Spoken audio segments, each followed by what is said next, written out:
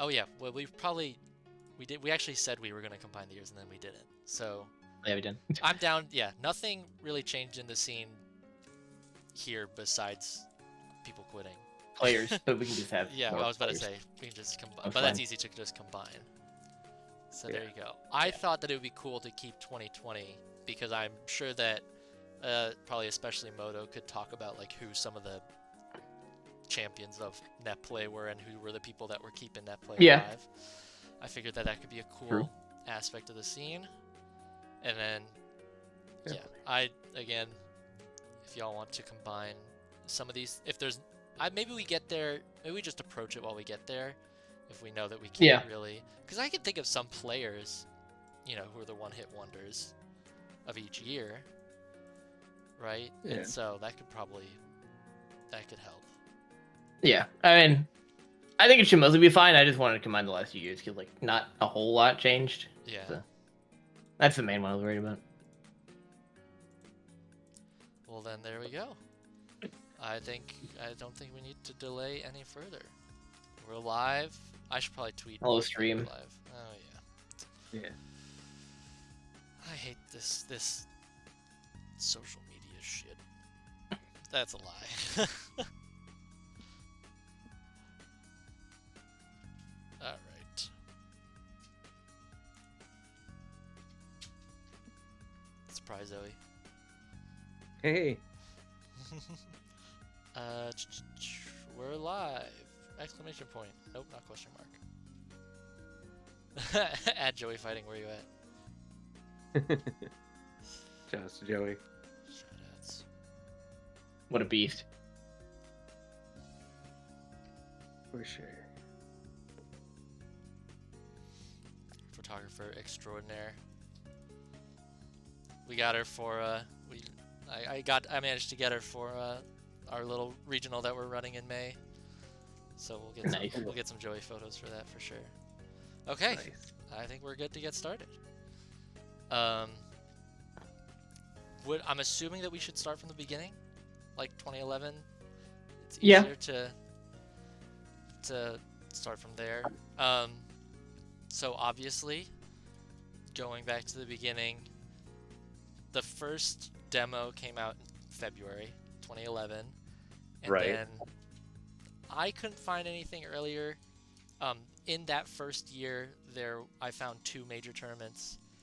I found there was Pound 5, which had PM, the first big tournament that had PM, and the top 8 of that tournament was Jaden, Ryoko, Hat, Lane, Reiku, Thunderhorse, J Caesar, and Vist. Yeah, I believe I was at that tournament. I don't That is remember if it was awesome. pound 5 or pound 6, but I was there. That's It awesome. was a pretty small crowd for PM. Yeah, A lot of people new. Yeah. I mean, it was brand new. But most of those players you listed were local to like Yeah. the FPGA scene, so hmm they pretty much dominated the whole thing. Yeah. I mean, but like if we're being real, been the case. That was the case for years. I think you know them being that's kind of where PM started. Helped. Definitely going to be a recurring theme in here for the early years. There was a hub in MDVA of like all these players, and then that's where Smash and Xanadu started, which really kind of blew up the whole scene. So that's going to be a big talking point here. Yeah, absolutely. I think it's kind of crazy to see that the first PM tournament was won by somebody who was essentially a top player in PM, like who stuck around and became a good player in PM for years. I think, especially because if we go to another tournament, which was Genesis 2, it's the only time PM was at Genesis. Wow. The winner of that tournament was actually Kage. I didn't know it was at Genesis. That's cool. Yeah, Genesis 2. Here, I can even pull it up. Genesis 2. Had a PM singles event, and yeah, the top 8 of that tournament was Kage first, J Caesar second, Leffen third, Tra fourth, Ruby Iris fifth, Gunblade. I don't know why it says 7th 3 times. I think Gunblade got 5th. But then Yeah. Cryos and I Shy Guy 7th. I think it's also funny to see Strong Bad was there as well at 9th. Yeah. But yeah, I think that's a really cool one. The only time PM was there. Here, I can Officially. Oh, So yeah, I guess we could start throwing a bunch of those players on the list up here. Yeah, I mean Jaden, obviously. Jaden for sure being the first, the winner of the first ever PM tournament. And getting top 8 well into like the 3.6 era. Yeah. Also, Yeah. like Jaden Crazy. top 8'd, in my opinion, one of the hardest. Yeah, Olympus. One of the hardest open brackets ever, which is Olympus. Yeah. Yeah. And that was in 2016 or 2017. 2016. It was 2016. Yeah. And that, so 5 years later, still proving that they're a top player is pretty crazy. Now I believe the reason why PM was at all these tournaments was Jay Caesar, correct? Right. Like I think he was the one that was kind of running all these, and he was the herald early on. Yeah. I know. I saw there was I can't remember what the meme was, but it was somebody that like, what's the meme somebody did that was like oh, I'm quiet. Yeah, the meme that was like it was like a Bible cartoon, but then they replaced like Jay Caesar being the one telling people about the light or whatever. It was really funny. I love that video. Yeah. It's it's still on there somewhere. Yeah, I remember I watched that a little while ago. It was pretty funny. And so I think property protection are essential components of home ownership. What is it? I'm trying to look it up on YouTube, and I got an ad. You got an ad. Oops. Hopefully my volume's better there, Shay. So I think it's pretty safe to put Jay Caesar as a Hall of Famer in terms of like early contributors, being like the one that brought PM to all these tournaments. It was also pretty good. So also pretty good. Beat Leffen. Gonna be one of the many players that we see in history to kind of do both. Yeah, I mean, I think there's this sentiment of like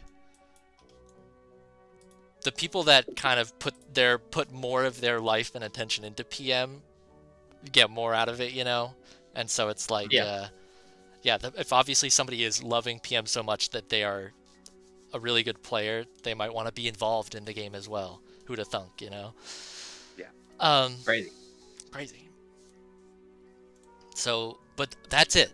Like 2011, that's it in terms of big tournaments. There's like some MDVA locals, but that's it. And so, what's there? Let me double check.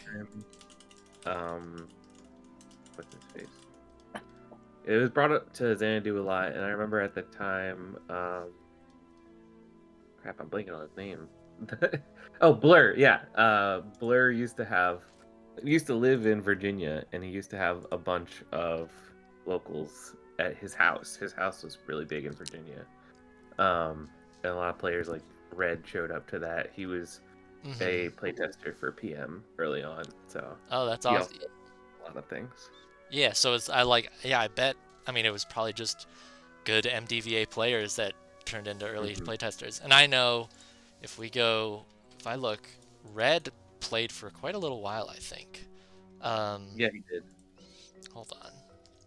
I'm going to use our new handy dandy little feature to see what tournaments did Red enter.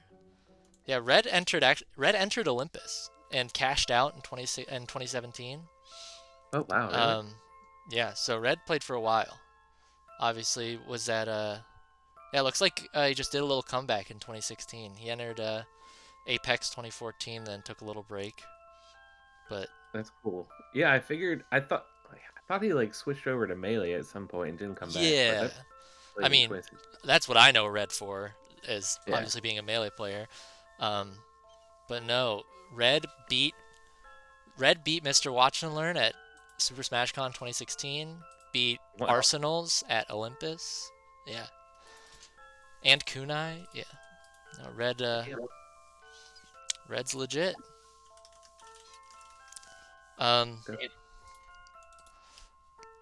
So moving on to 2012. So Demo 2.0 released in April.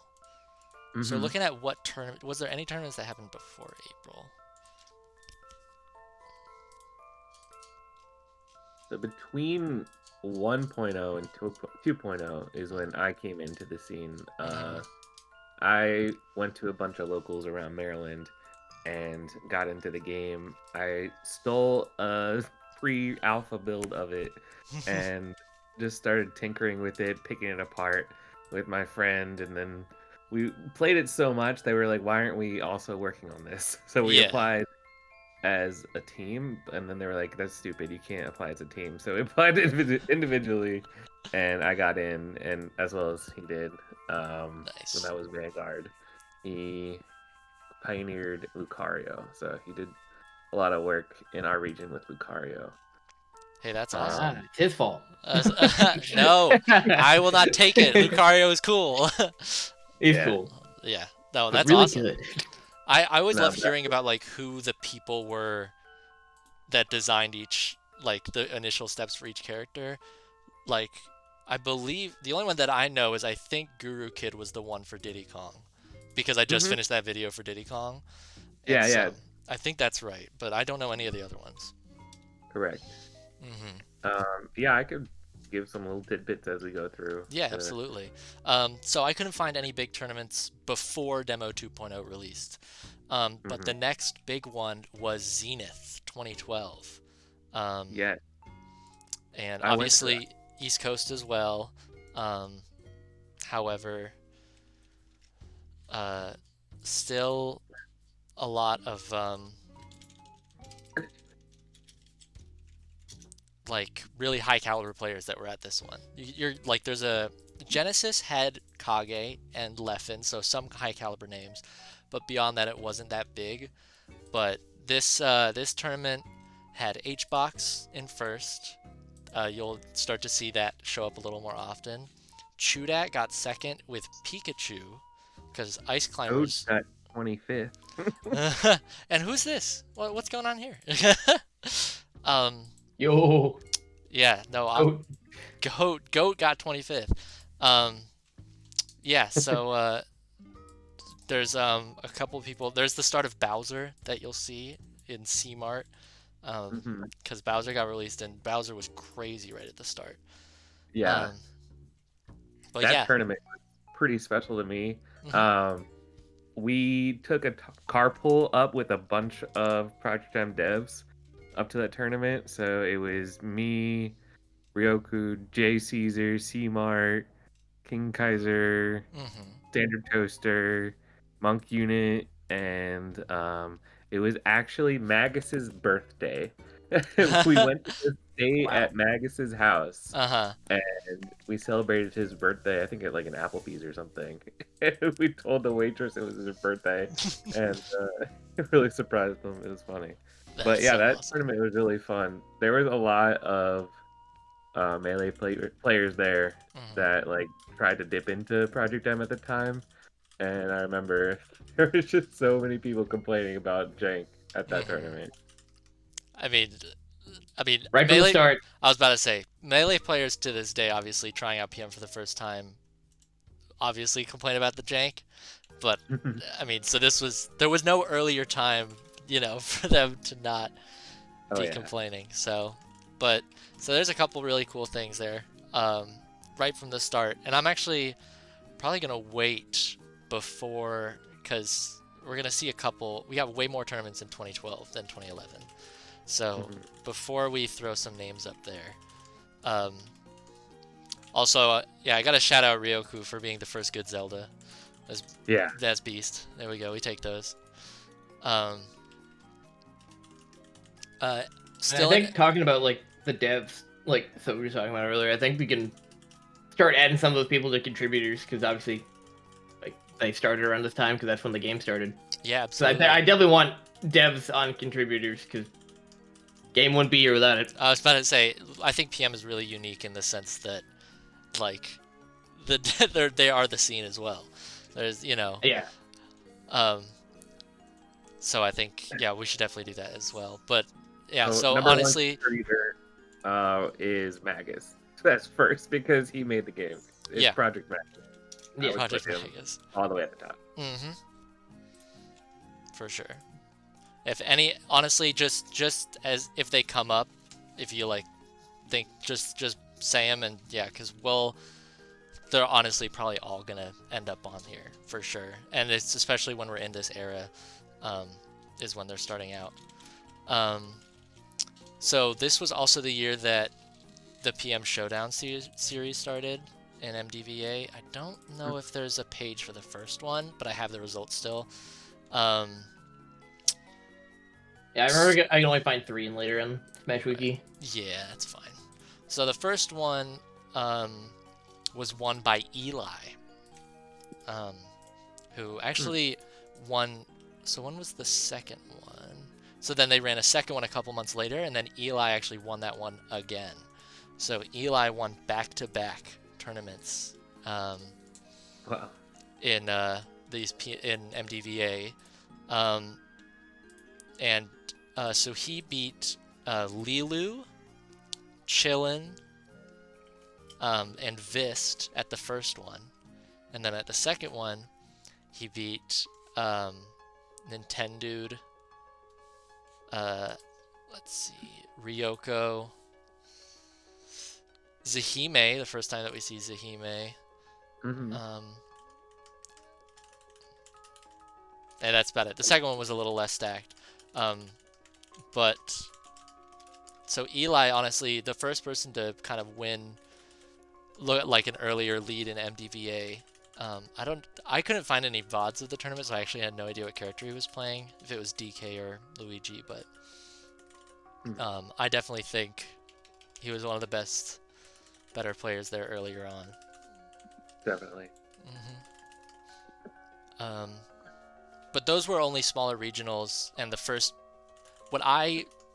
going through this whole list of all the tournaments, I would say the first PM major happened, which was Melee FC 10, or 10R. It's got a terrible name. I don't know what it is. Yeah. Yeah, I think it's 10R. 10R. 10R don't forget the Legacy, of course. Legacy. Yeah. Melee FC 10R Legacy. But this tournament had over 100 entrants for PM. Had people from all over the country, obviously, because it was just a Melee major, and this was right when things were picking up. So then, yeah, you can see the whole results here. I remember I was pretty new into the team at that time, and I was pushing in for a lot of marketing and stuff, and we got a lot of people hyped about that tournament. I made my first ever stage select screen that had the Melee FC logo on it.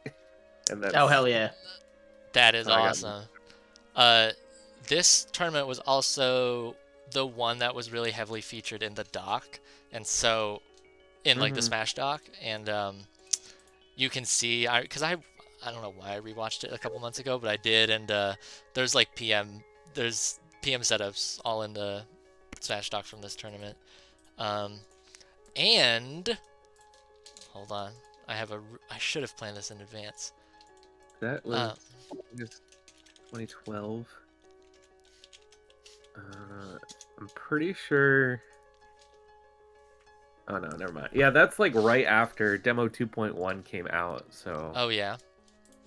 I guess it was like really in the limelight at that time. Okay, perfect.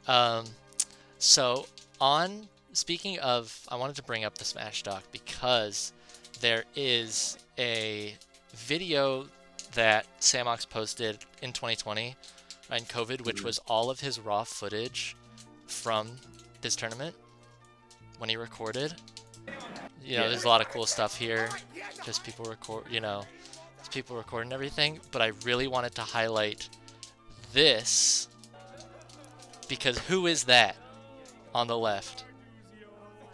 Oh, it was so old. All right, there you go. It's the Sorry. Oh, can you guys not see it? Oh, No, you're not. yeah, okay. It's on the Sure. Twitch stream. But Yeah, it's on yes, Twitch. on the card. it's on Twitch. But if there's a whole video on Twitch of Chris O'Reilly in 2011 playing the Smash. I don't know what the cards were printed for, but all the cards of the Smashers. Hmm. Which I don't know if that was That's from so this tournament. funny. But I just thought it was awesome. Yeah.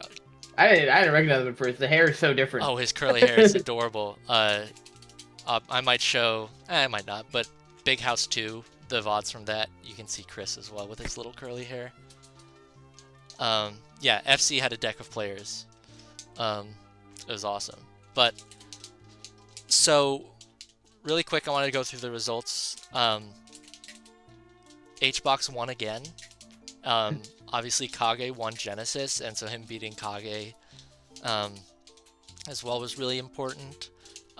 This is the first time we will see a couple people that we'll see multiple times, like Pika Chad, and there's Strong Bad, you know, performing a little bit better as well. And this man, this Ripple right there. Ripple. HF4. HFR. That's my neighbor. Wow. Okay, so, but yeah, I think the fact that HBox won the first ever super major, not, you know, big major for PM, Yeah. for all the Melee players, makes me want to put him up for this era. Because Yeah, also, this isn't going to be the last tournament that he wins either. He definitely was, in my opinion, the first best player for PM. Beating, you know, not being from MDVA as well, beating everybody else, and yeah, for these first most important tournaments. I should probably move this along a little bit. I want to see if there's any other big tournaments in 2012. Brian Metroid winning the Big House 2. Probably like the True. Yeah. Shout out to Metroid. I'm assuming you were not at this one, so I mean, this was in Michigan, not the East Coast. No, I did go to a big house. I don't remember. I've been to a couple big houses. I don't remember which ones I went really? to. Well, here I can Yeah. actually look and see. I'm gonna search the players of this one and see if you were at it. But the story with this tournament with Big House 2, here, let me pull it up on.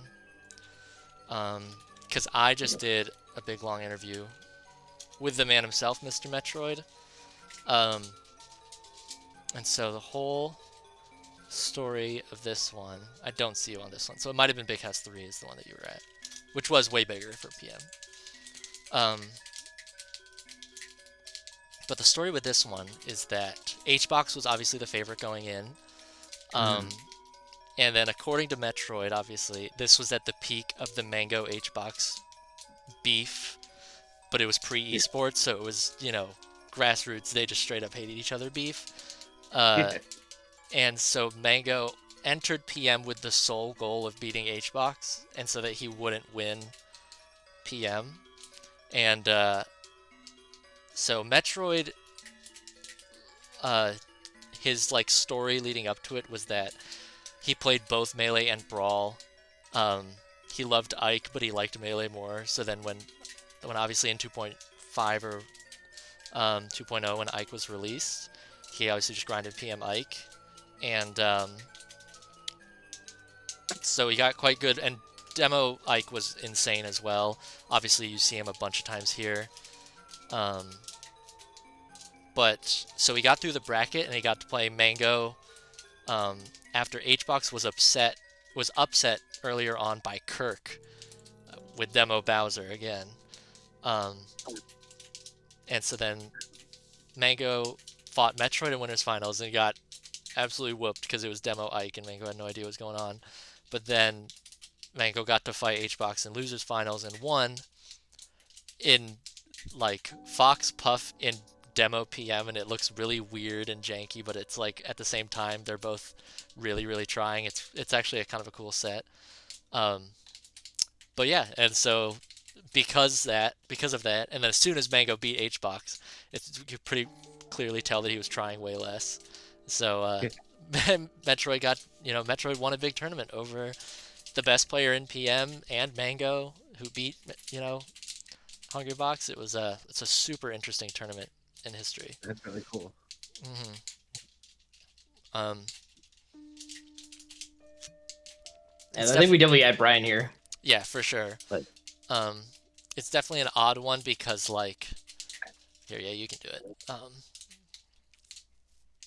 Do you got any stories about the devs, um, like the devs that you're adding, from this era? I'm adding in just a bunch of devs. I Yeah. don't even know like what era they would be in because I don't remember when everyone joined and True. when they made their contributions. But I could definitely go over a bunch of devs and just give some tidbits. hmm Definitely the big ones, Magus, like we said, and then Dantarion, the two of them, as well as DS22. The three of them worked on primarily the clone engine, which brought Mewtwo and Roy into the game. So I'd say they definitely deserve to be on that list because that was a huge contribution to it. hmm I remember when we were still in IRC and they put in a link to a stream of like the clone engine just barely working and everyone was popping off. Those were some crazy good Clone times. Engine is crazy. It's one of the most impressive things that PM's ever done. hmm Yeah. And I'm assuming that like the work on that started so long, like before 2014.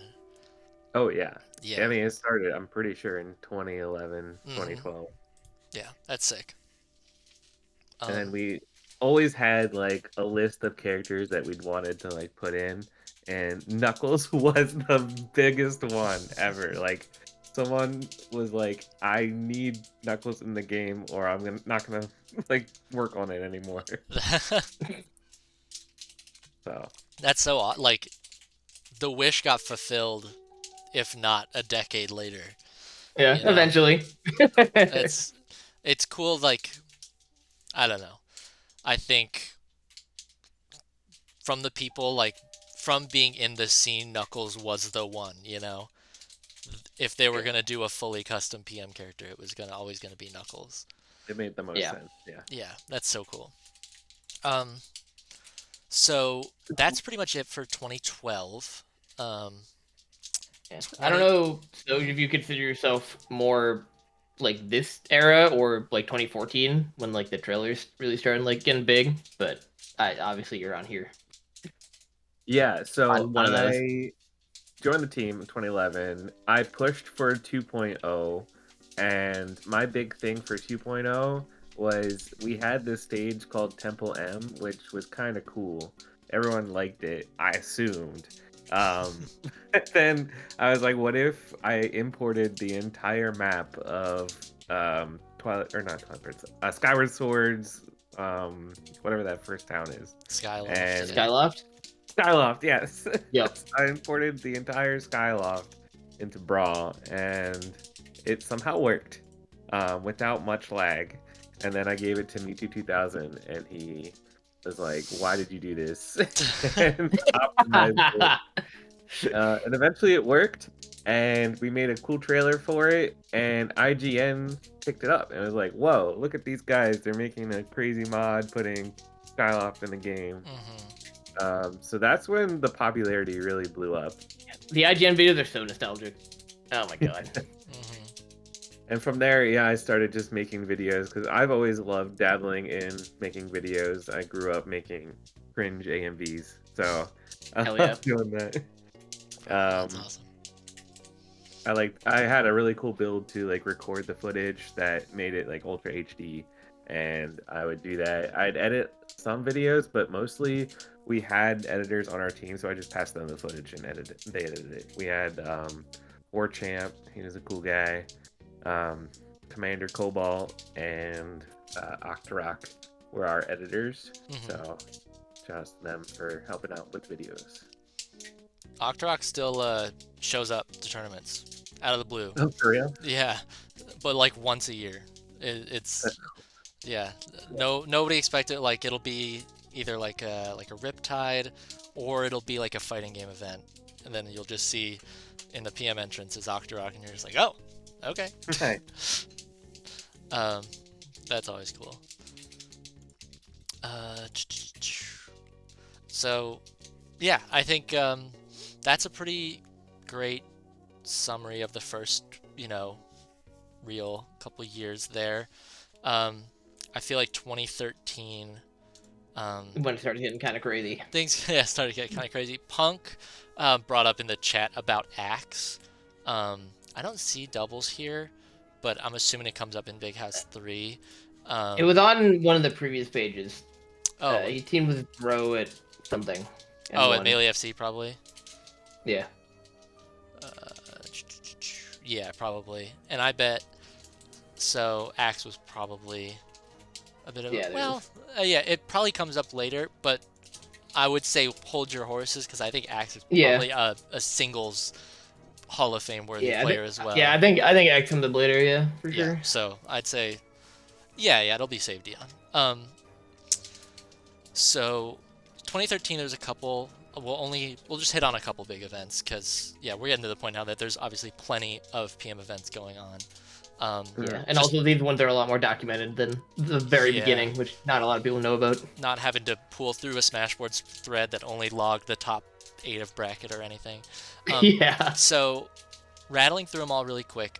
Apex 2013 held a 16-person invitational, which was really cool. Right. There was Zenith 2013, of course. Big House 3, Pound 5.5, and Tipped Off 9 were all tournaments that happened in 2013. And the first low tier city. And the first, I missed Low Tier City. Yeah, and the first Low Tier City, which was, the first real big PM solo event. It's pretty important. There's this, I think Low Tier City was really important because it also kind of started the Texas scene being a notable PM region. And a lot of these early brackets, there's a lot of crossover between the Midwest and Texas. So if we go to Low Tier City really quick. Stop it. Not tier list. Low Tier City. Take a wild guess. Who won that one? Wow, nice. No article Name comes for up it. a lot. Nice. But yeah, this name's gonna come up a lot. If can they even see it? No, they can't. I'm gonna. If you look down here for the stream, the first winner in PM for the first Low Tier City was Reflex. Oh shit. Yeah, the Reflex Wonder. The Reflex Wonder. Yeah, and obviously they were not a top Melee player. They were actually a Brawl player. Yep. The best Yep. Brawl Right. Pokemon trainer, from what I know, at least. I don't really follow Brawl that much, but He was actually on the team for a little bit too. Yeah. oh, that's awesome. Cool. What do you know? Anything that they did? That's probably digging into weeds. But They won money and then used the money to buy pizza that I ate. nice. That's beast. That's awesome. That is beast. There's a very funny story. I don't know if we're gonna have time for it, but Mhm. once we get to CEO 2014, Yeah. I'd love to tell that story. All right, yeah, we'll get there.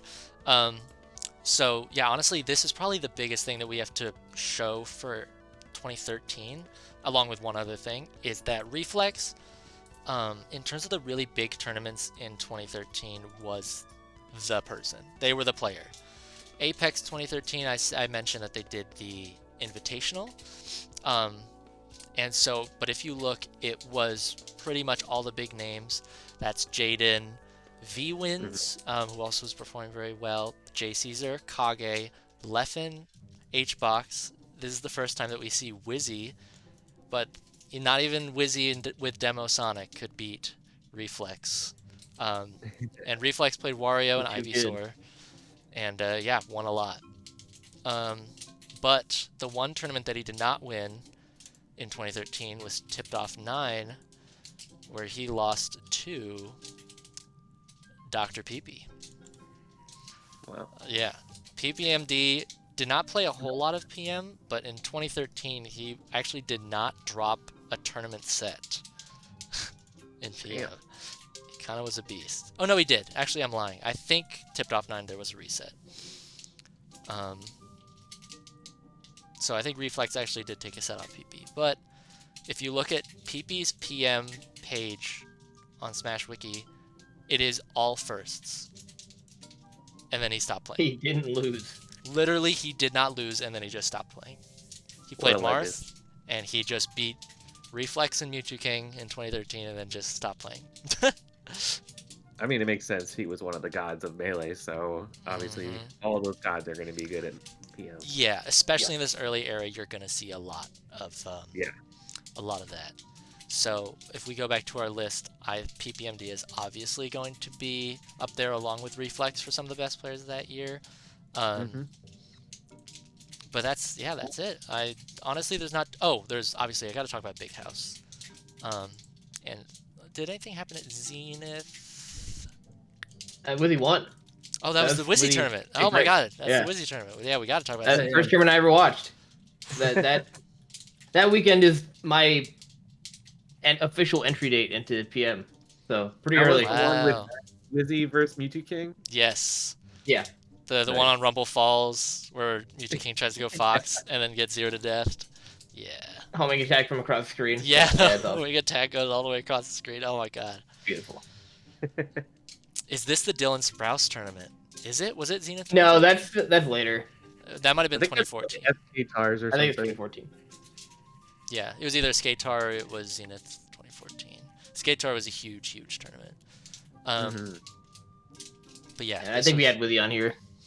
Unless you want to do the next year, because he also did really good in 2014. But I'd put him here because he actually won more in 2013 than he did in 2014.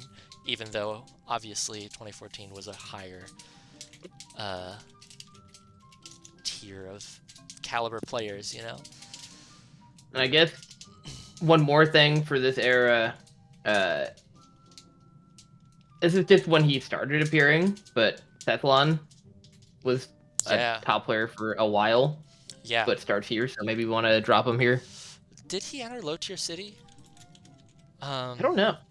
Hold on. It's not going to be on this page, but I could pull it. That was his region, so yeah. Yeah, it was his region. He did. Yeah, he got 5th. Yeah, low tier city was a interesting one. There's Strong Bad was there. Fly Amanita actually got 2nd. Dakpo also, first time we see him.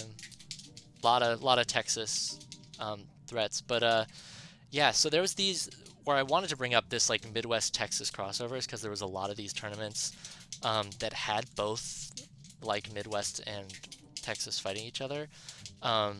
There's Nerd Rage, which was just kind of a one-off. I don't know if there's no, there's not. Yeah, there's not a wiki page for it. But there was Nerd Rage was a tournament that had Reflex winning it, but had a bunch of. Is Reflex from Texas? I don't know. I don't know. You know what? I think so.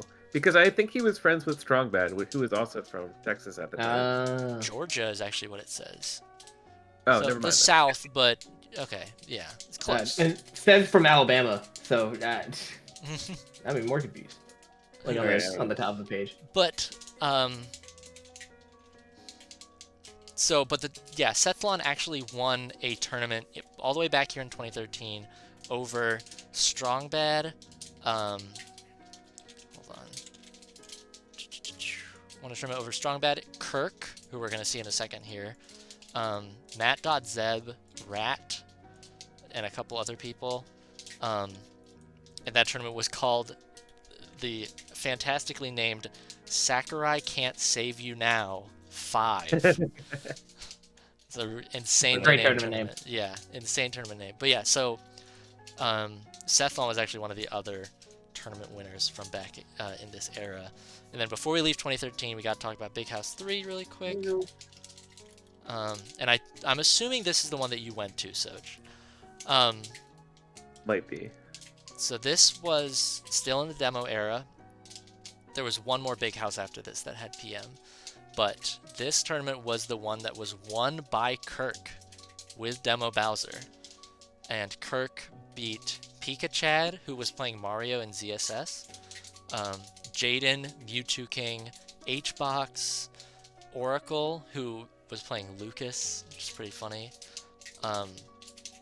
Yeah, this was a pretty crazy one, and I think a lot of people remember this one because it was also, all the big houses have pretty good preservation, so you can find all the matches for this one online, and you can watch Bowser use side B with armor, and it does 30%.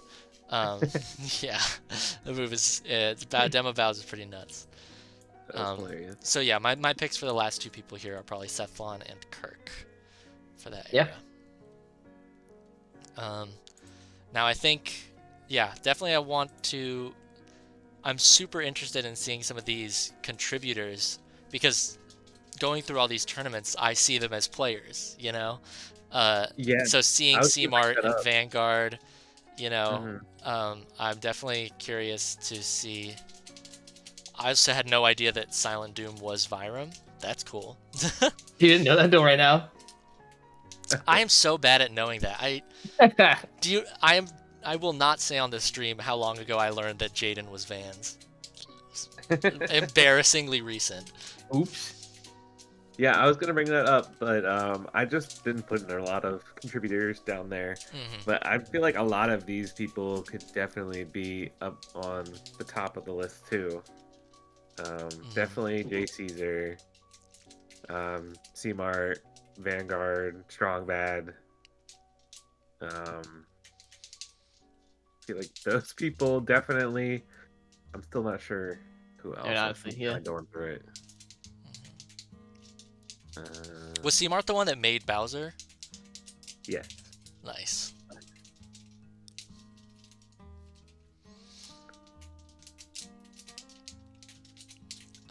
Yeah. I don't know. Let's just keep going through it, I guess, and I'll Okay. just let you know. Well, we're at a pretty big point here because Yeah. Big year. this is a big year and a big tournament to kick it off. Is Apex 2014. Oh, yeah.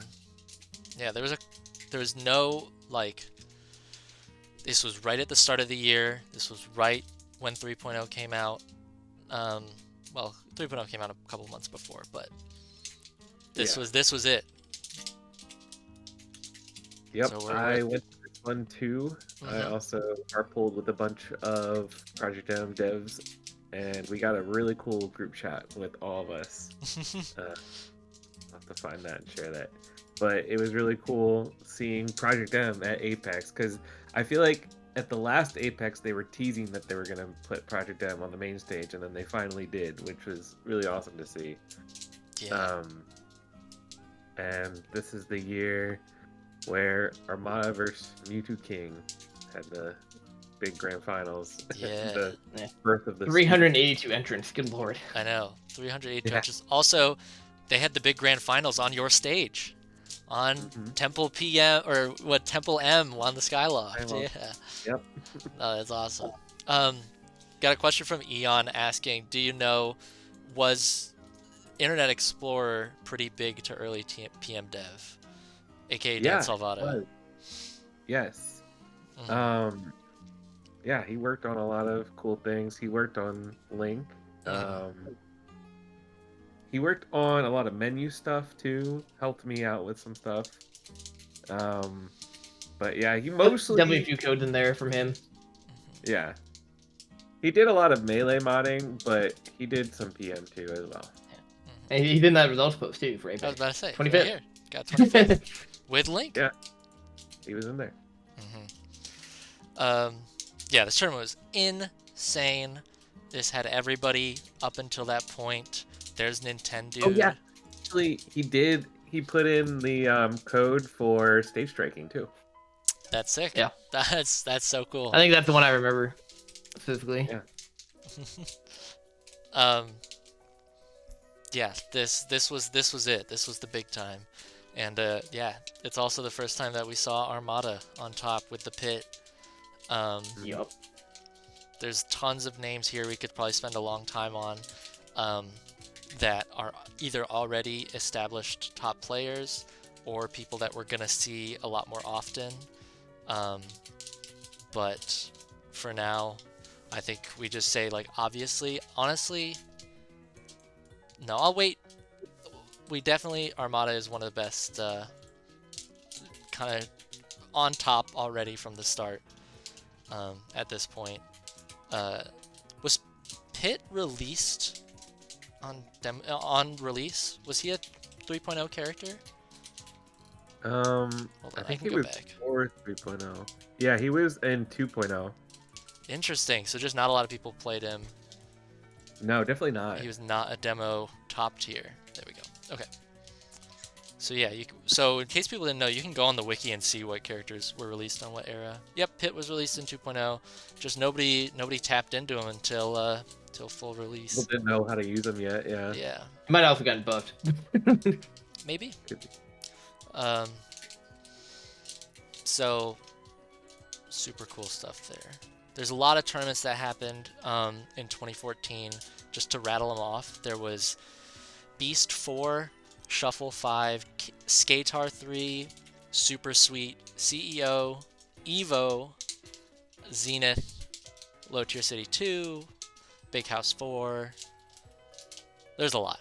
I even skipped over a bunch of them just because, like, there's tons of big ones. Guts 3. Go. Yep, Guts 3, the beginning. That's G. Yep. Yeah. I asked some people, like, before this stream, like, what is your favorite memory of Project M? And pretty much universally, 3.0 is the answer everyone gives, because that was the biggest era of PM. So 3.0 exploding, 2014 was definitely the biggest year of PM. Yeah, it was the ultimate crossover, right? I mean, pre-Smash 4, all the Brawl players were sick of Brawl, and it was there at the right time, and the game was definitely sick. The perfect time, yeah. Yeah. And Nintendo hadn't tried to squish us yet. Good times. Good times. So let's think of a couple things to hit on. I mean, we can probably add a few people just off the dome, right? Yeah. So we can add Armada.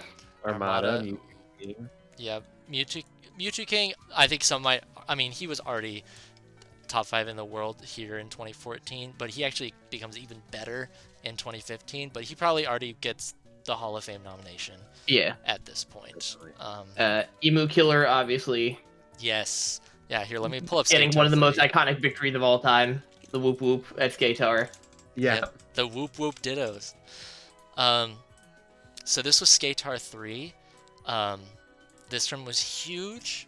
One of actually, arguably, a more difficult tournament than Apex, in terms of the fact that, like, Apex was also a lot of just, like, really good players playing PM early on, but then this was a couple months later where some of the established top level threats of PM had come into play. But as you can see, Armada did not win this event. Mewtwo King did not win this event. Sethlon, Rolex, they did not win this event. It was Emu Killer. Right. Like, the first ever, like, not... Because Emu Killer wasn't a top Brawl player, right? Wasn't a top Melee player. Just the first ever PM player to come through and win it all. I think Skatar was good because it was Keitaro's tournament, and that region at the time was really good at Brawl, and there were a lot of heavy hitters for Brawl there, so you could definitely see it in the results. Yeah, no, this tournament was humongous for Brawl. This wasn't the one where ADHD hit the, like, last second victory over Zero, right? Was that a different tournament? It might have been this one, but either way, yeah, like, the tournament was huge for Brawl, had 97 entrants, but it actually was a pretty big Melee tournament too. Had 237 entrants for Melee, but PM had more than... PM almost had as much as Melee, with 256. And more. Oh, it did? Wow. Oh my gosh. 256 is in fact a bigger number than 237. It is. Whoa. Okay, let's move on before I realize that I'm going insane.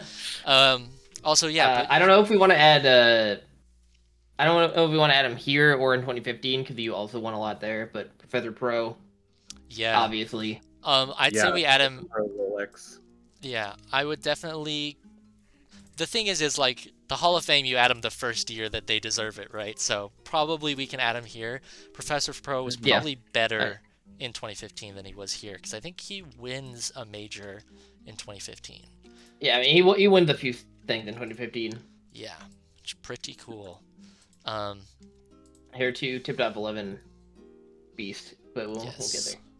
I think Professor Pro and Rolex definitely deserve to be on here just for that crazy money match that they did.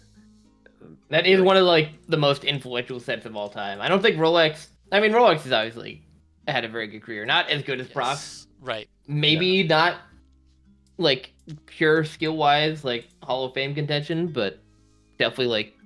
Maybe we could put him a contributor just for playing that set. For do we put contributors for like people that were on the receiving end of iconic moments? Like poor Rolex getting danced on. I mean, you can't have one without the other, you know? True. Exactly.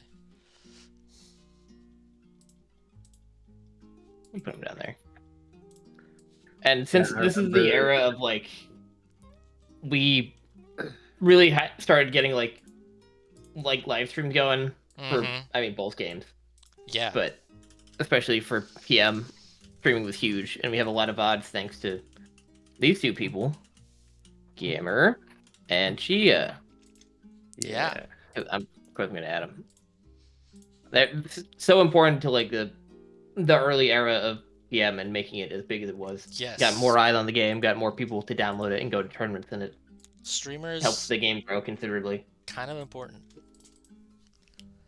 Yeah, I'm super big fan of preservation, so shout outs to any like all the PM events that I can see with like the Super 6 streams, and yeah, it's super cool.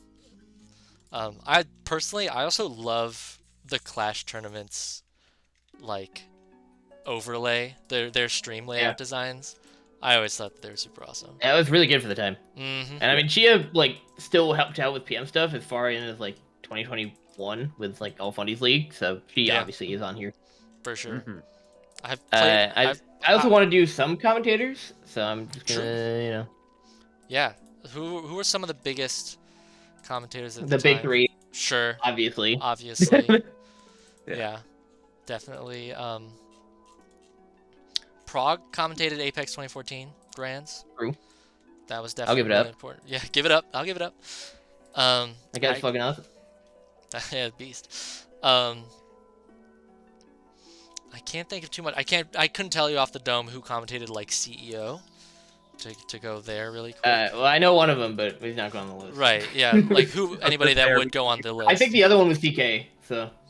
Yeah. But CEO, That's we other put one. Wizzy on for the first. Yeah. So Wizzy Yeah, doesn't we have put to Wizzy go on back already. on the era. U2 King definitely going on there.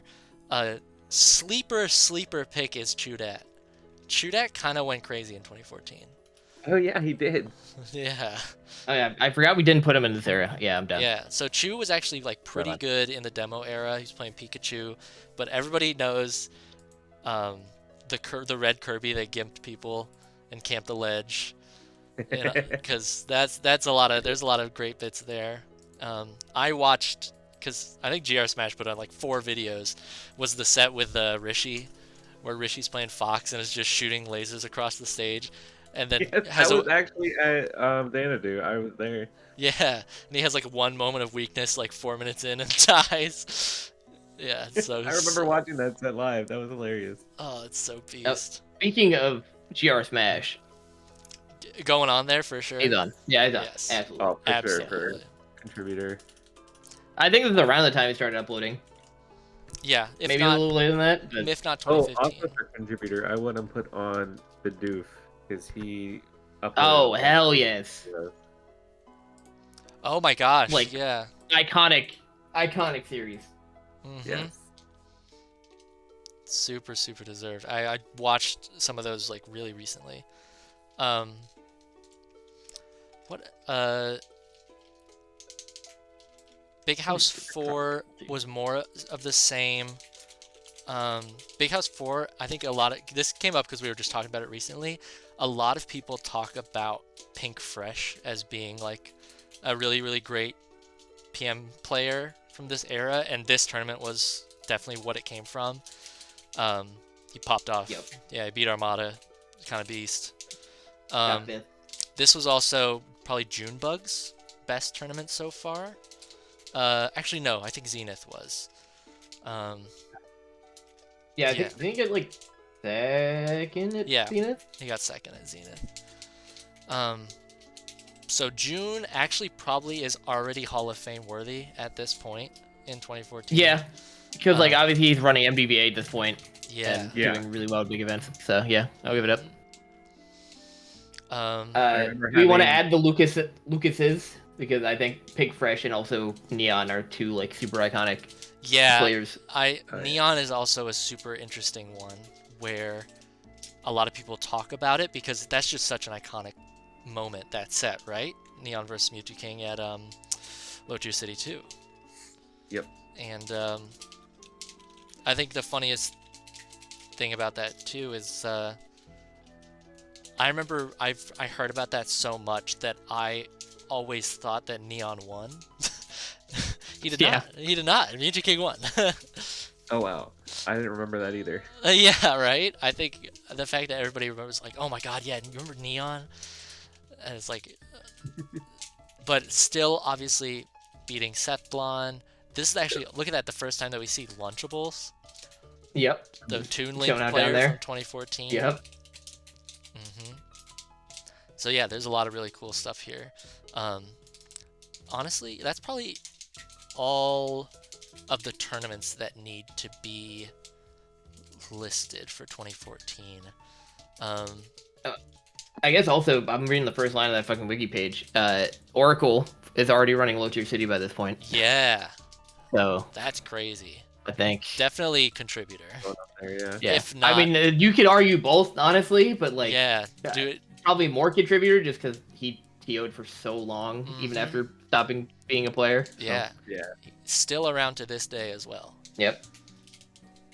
He plays ZSS now, I think. It's crazy. He played ZSS even back in like 2016. It was like I remember he did. He was legendary. Wow. See, I didn't know that. So there's a pretty big shift here because 3.0 is already over at 2014. You know, it ended in November, and the first big 3.5 major was Beast 5 in Europe. Yep. And this was a really funny one because who comes back around to win the first 3.5 major but good old Mango? The goat.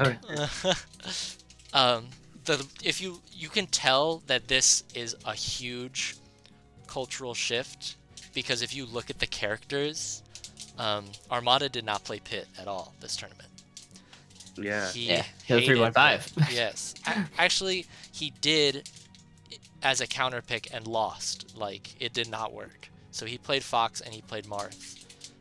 Yeah.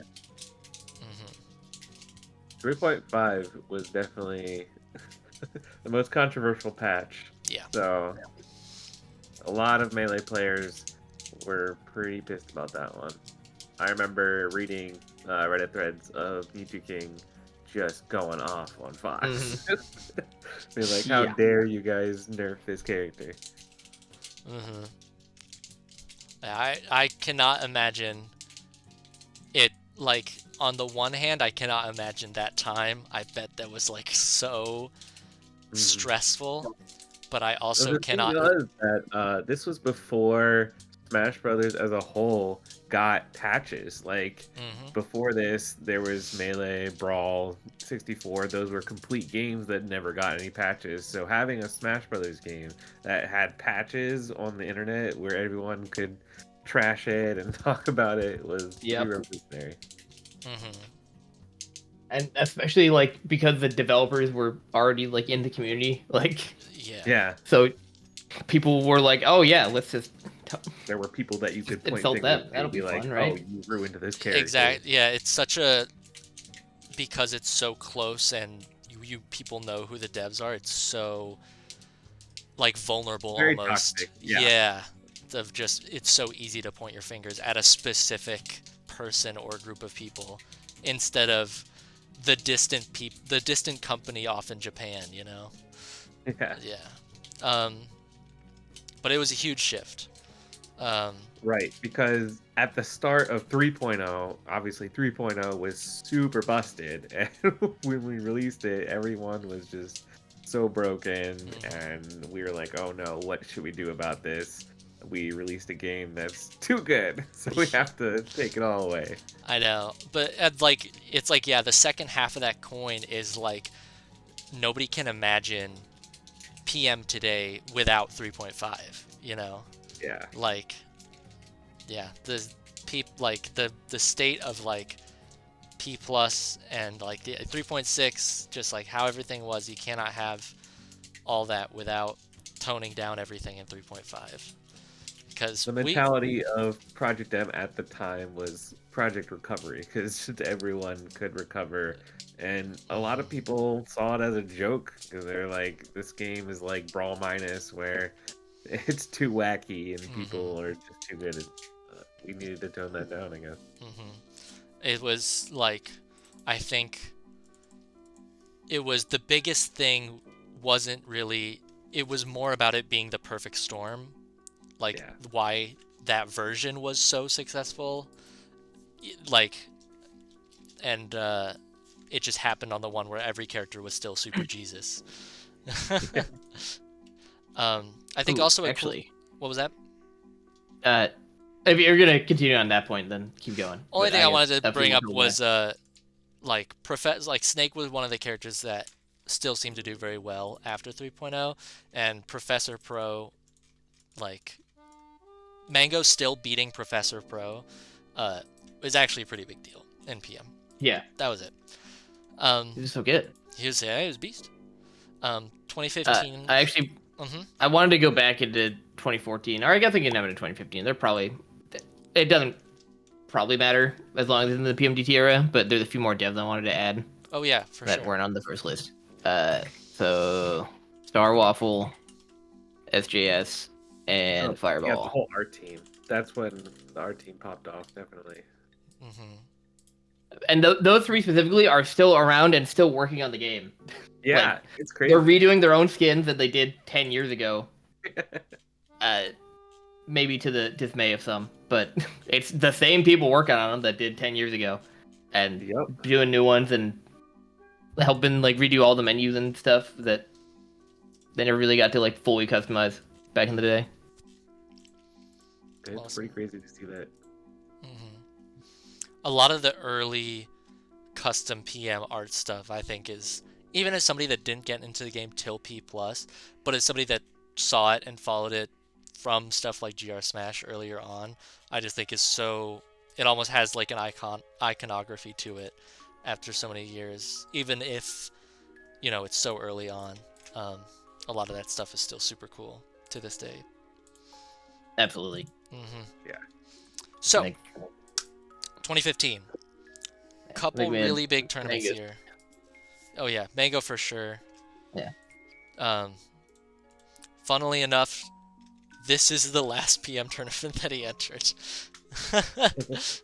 Dude went off on a bang. Not too bad. So a couple tournaments here that happened in 2015 were Shots Fired was a big one. Paragon Orlando. That was the biggest one. Yeah. Yeah.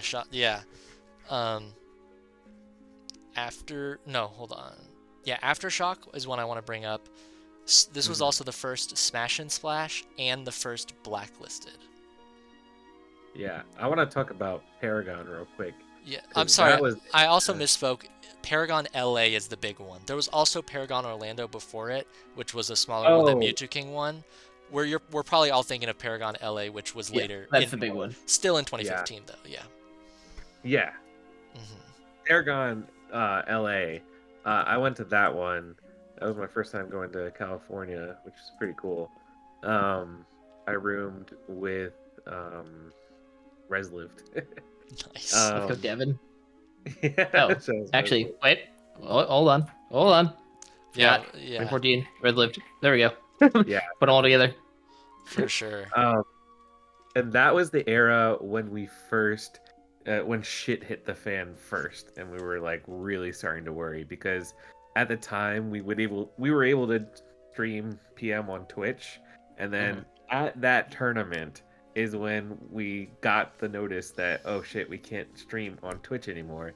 So they had to move the whole operation to Hitbox at the time. Yeah. And PM got completely banned on Twitch right after that. So that's the first downfall of Project M. Yeah. Hearing about, so I got into Smash in this year in 2015. Yeah. First big tournament I watched was Evo 2015. And even then I knew about PM was the game that you had to go on Hitbox TV to watch, and I thought that was crazy. Yeah. Yeah, absolutely wild times. But even in that, that's a huge hurdle and a huge inconvenience to throw at PM. They still had a ton of really big tournaments. Actually, while we're on the topic of Hitbox, I believe it was Messi, right? That was Yep. like a big factor in Hitbox and later Smashcast. Like, Yeah, because he knew the people that were running it, so he suggested Hitbox, and we all just kind of went over there. and I think they ended up like sponsoring stuff too, right? Like, Yeah, Mhm. pretty sure. I mean, Yeah. I think that was the biggest game on Hitbox. Just if I everyone remember was right, playing Twitch. I think Smashing Grounds had a small monetary deal with Hitbox at some point, like in its peak when we were getting like 100 people every week. Hmm. So, yeah, it was definitely a pretty big factor, even if it wasn't like the best website to use. Mhm. It didn't have a great mobile app either. Yeah. Well, it's not like Twitch can really say they have a good one either. And that was cool. We also had a ton of devs show up at that tournament. Oh yeah. We were thinking about how we would make crowd chants for the new characters that we're introducing with the clone engine. So we recorded a bunch of crowd chants there. It was really cool. That's so cool. I don't know if they ever got used though. I don't think so. Yeah, I mean, I don't know when they got, because they're off by default, I think, now. Yeah, they are now. Oh yeah, they're just off by default. Yeah, we Yeah. just decided to do that. And if you have the recordings, I mean, that could be fun to Dude. just put them back in as an optional thing. That would be cool. I mean, Yeah. they're still in the game. You just turn them on, and it's in the code menu. Oh, So like, you can still access them. but well, I'm talking about the ones that they recorded at Paragon specifically. Yeah, Oh, cool. yeah, it would be. But then who won that tournament, Soj? Who ended up winning that one? That was Mr. L's Ooh, against Oracle. the insane grand finals. That was, yeah, Yeah. such a crazy pop off. He was like 13 years old at the time or something. Yeah. Yep. I think maybe 14, but yeah, changes that to Forrest now. But yeah, Mr. Yeah. L's was 14 years And then old. he went to play Melee and never looked back. Hey, he stuck around for a little while. A little bit, yeah. Yeah, I think because he won. You'll see him in 2016. He won Smash and Splash 2. That's true. But the cool thing, I believe, like, I think you see the grand finals, like, all the way up to this point, and you see, so the grand finals was a 14-year-old kid that we've never seen before, and then Oracle, the TO. It's like, Yeah. okay, was this tournament actually that big? and then you look at it, and then you realize that this was actually the most stacked PM tournament of all time. Yeah. Yeah. We did a fundraiser for it to like increase the pot size, and we sold those iconic Project M purple shirts. Yeah. And that's where that was from. Biggest FOMO of my life. I wish I got one. Oh. Yeah. I didn't get that one either, but I got the original one, so I'm happy with that. Oh yeah, Punk brought up a good point. Forrest entered a PM tournament like 3 months ago. Oh, okay, cool. And was memeing the whole time, but it was still funny. Yeah. But yeah, look at this tournament. So the top 8 was Mr. L's, Oracle, Mewtwo King, Hungrybox, Junebug. This is the first time that we see I Punch Kids and Machiavelli, two real good players from this era. Let me see. This is also the first time that you see Thunder's Reign at 17th and Sosa also at 17th. Big we get hitter. like Boyko at 13th. Mm-hmm. Hero of Time. A large like cross-pollination of eras at this tournament, Yes, for sure. 2015 is the And- ultimate crossover year between that 2014 everybody's playing PM, and then these are the players that we're gonna see dominate the game post, Nintendo involvement, things getting a little tougher. These are the players that are And gonna Ripple's stick here, around. because of course he is. Yeah, and Ripple's just he's the guy in the TV show that's just always kind of there. He's just like, hey guys, hey. But yeah, this tournament, we went through every tournament and did a tally of like how many top 5 and top 10 players of each year were present at each tournament. This one had all 5 of the top 5 of that year and 9 of the top 10 at that year. Of kind of because there was no official 2015, it was kind of a hodgepodge thrown together who was probably top 5 and top 10. Yeah. This tournament was very stacked.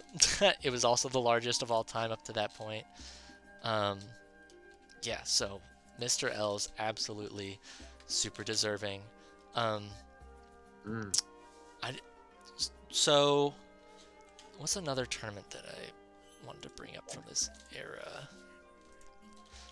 Yeah, this was also the first Smash and Splash and the first Blacklisted, which obviously to this day are kind of the big 2 that of consistent majors for PM, even to this day. Yep. But the first winner of the first Smash and Splash was Mewtwo King. Plup actually made a surprise run to second there, and he beat Junebug. Junebug at this point was his year, It was the Mewtwo King and the Junebug show, really, in this transitionary period. But I don't know. Moto, honestly, what other players are we putting all the like 2015 classics in this era? Are we putting IPK? Yeah, I feel like we put IPK here because this is like obviously like a top 8. The biggest tournament is. Yes. So I unfortunately don't have like a tournament that I can show for IPK because he actually didn't really win a big one, but he got top 8 at a lot. So yeah, he was top 10 2 years in a row. I feel like. Yes. Definitely deserves it. He actually won Evo side event. Plup. And then goes in here. We actually see at the end of 2015, Kings of the North 4. Oh, a certain kid. Yeah, another kid at this point. Yeah, this guy here. Oh, Soth, the Ivy. Oh, yeah. Yeah, the first time that we saw Soth. Soth was the first player I fought at a tournament that was bigger than a local. It was Honeypot 2 in Iowa, which is where Soth is from. And then it was round robin pools, and I was really nervous. But then the first person I played in the round robin pool was Soth, who was seeded first, and who won the tournament. That was also the first tournament where I met somebody that's in this call. Freaking Bug. Oh, right? Yeah, so you would remember. You were there, right? Yeah, but I was at that tournament, and I fought Soth in Grand, and I side beat off the stage like an idiot. Soth is showing up this weekend. I'm gonna see Soth in like 2 days. Yeah. Look at that. Yeah, he's still around. Elmi's on this list. Mm-hmm. So yeah, huge breakout run. I should probably pull up Kings of the North for. Who did he beat to win? It was Professor Pro. Yeah, he beat Professor Pro. There's Ripple. The first time we're gonna see a couple. Where do we add him? Well, what year? 2016? Because he was like. He was actually really it's not good in 2015, 2016. Ripple was actually very good. Ripple, actually no, it was 2014, 2015. So I would personally add him. I'll just put him here in 2015. Yeah. So Put Ripple him here. beat Zero in 2014, which was very, very impressive. Oh yeah. At Shuffle 5. Ryan Saber asking if that's Kendrick in top 16 of King of the North. Yes, we actually talked about that, Saber. We talked because I went through this tournament and I was like, no way the Wisconsin Ivysaur that has been around in P+ is the same person that was here at Kings of the North in 2015, and it is. It is Wisconsin Ivysaur. He's been playing since 2015. That's really cool to see. Yeah. There's a lot of players on here that have stuck around, and it's really awesome to see that they're still in. This is the first time we saw Dirt Boy. Dirt Boy, I think because I talk to Zoe about Dirt Boy all the time because I'm like, he's a legend. But he started playing in like 2014, and in 2015 he beat Ally at one of the tournaments, and Ally was a top player in 2015. So already, I wouldn't really give him a Hall of Fame put here this early, but yeah, he established himself. But at some point, for sure, he established himself as being very good this early. But yeah, that's probably all I gotta say for 2015. And Ally came from Brawl, right? Didn't Ally come from Brawl? Yeah. Ally was Brawl, I think, yeah. Do we have any contributors we want to do for 2015? I mean, is this around when like Apollo starts commentating?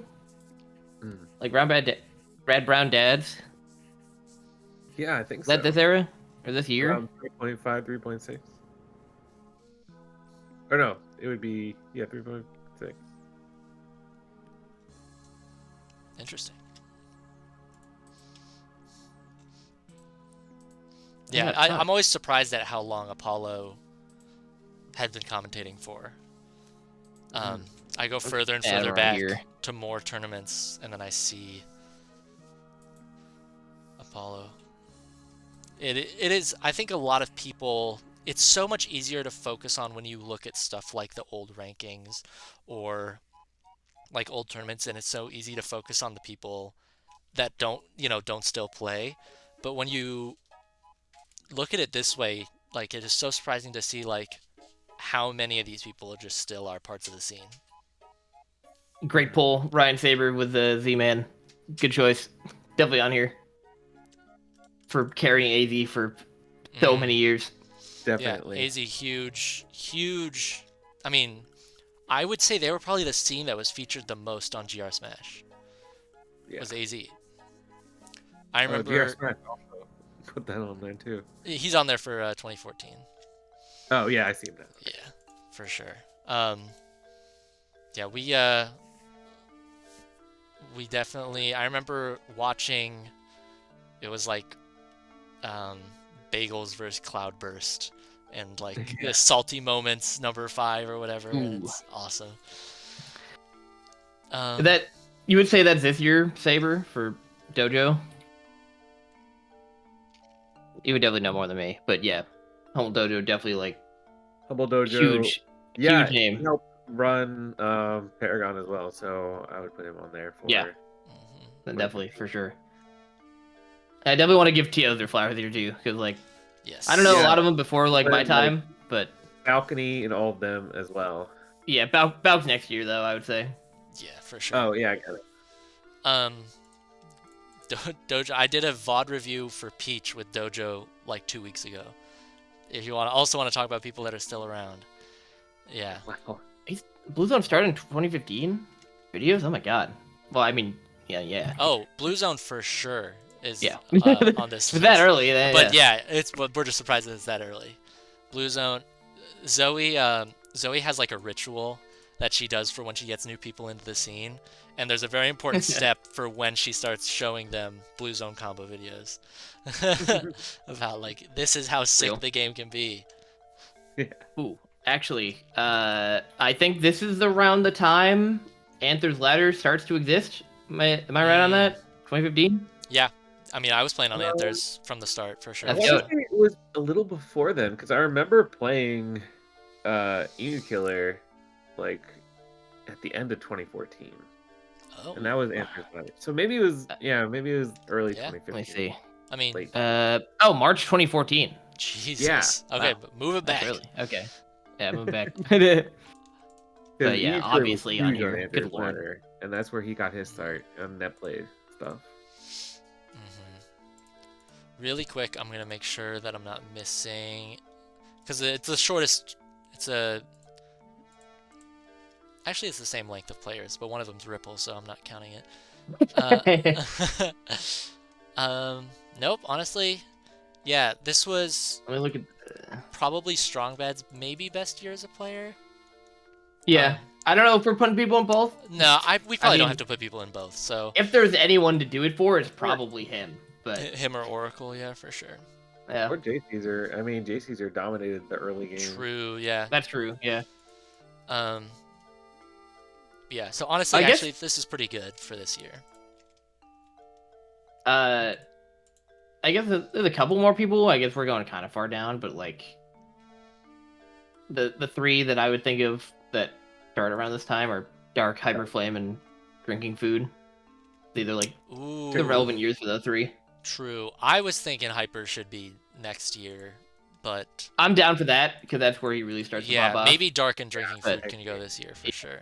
I think Dark, especially for being around for so long. Yeah, Dark also got second, like back to back to Junebug at 2 different major tournaments. So it was Blacklisted 1 and one other one. It was one of them. I don't know. Was it Weed Tech? Works? I think she's probably next year, but Frozen is also pretty relevant during this time. Yeah. I'd probably say next year. Yeah. We're getting ahead of ourselves. I mean, we're kind of wrapping up 2015, I think. So. Yeah. But yeah, this is a pretty good spot up to this point. 2016, most stacked year Yeah, we like, keep asking on average. Moto and I keep asking ourselves like, what's the hardest as a competitor, the hardest era of PM, and it's probably 2016. Yeah. What do you why do you think that was? What made it about this year? Obviously, 3.6 comes out this year. Yeah, 3.6 comes out this year. Thunders appears out of nowhere and starts. Wait, no, 3.6 came out. Oh no, 2015. late 2015. Well, it comes out in 2015. Yeah, but sorry, my yeah. bad. Then we realize we're stuck with 3.6 in 2016. Yeah. That's So then it really, like, the meta starts to explode. But we get, like, Thunders pop off this year. We get Sosa popping out this year. We get Yes. Hyperflame popping out this year. We get Bob popping out this year. Like, the big, like, Oops. 4 of the biggest players of all time really, like, coming to their own this year. And Yeah. even below that, there's, like, all of the top 50. You go back, like, Zubat 50. Like, Yeah. Shiny Zubat. obviously one that's good then as he is now, but, like, it's Is 50. Mhm. crazy. Yeah. To set the stage Crazy for ranking. 2016, I feel like 2015 was one of the hardest years for PM, obviously because of the shutdown, but because also at the time of the shutdown, all of the major tournaments were just dropping PM, so it felt like in 2014 we had all this representation at the big tournaments. We were able to be on the stage and streamed, and then 2015 kind of just tore all that down. And we had to rebuild it ourselves. So I feel like 2016 is a good rebuilding year with, we know this is the last version, so we're going to do this all by ourselves and build it with our Yep. community. So I feel like 2016 was definitely a really good year where everyone popped off. Ooh.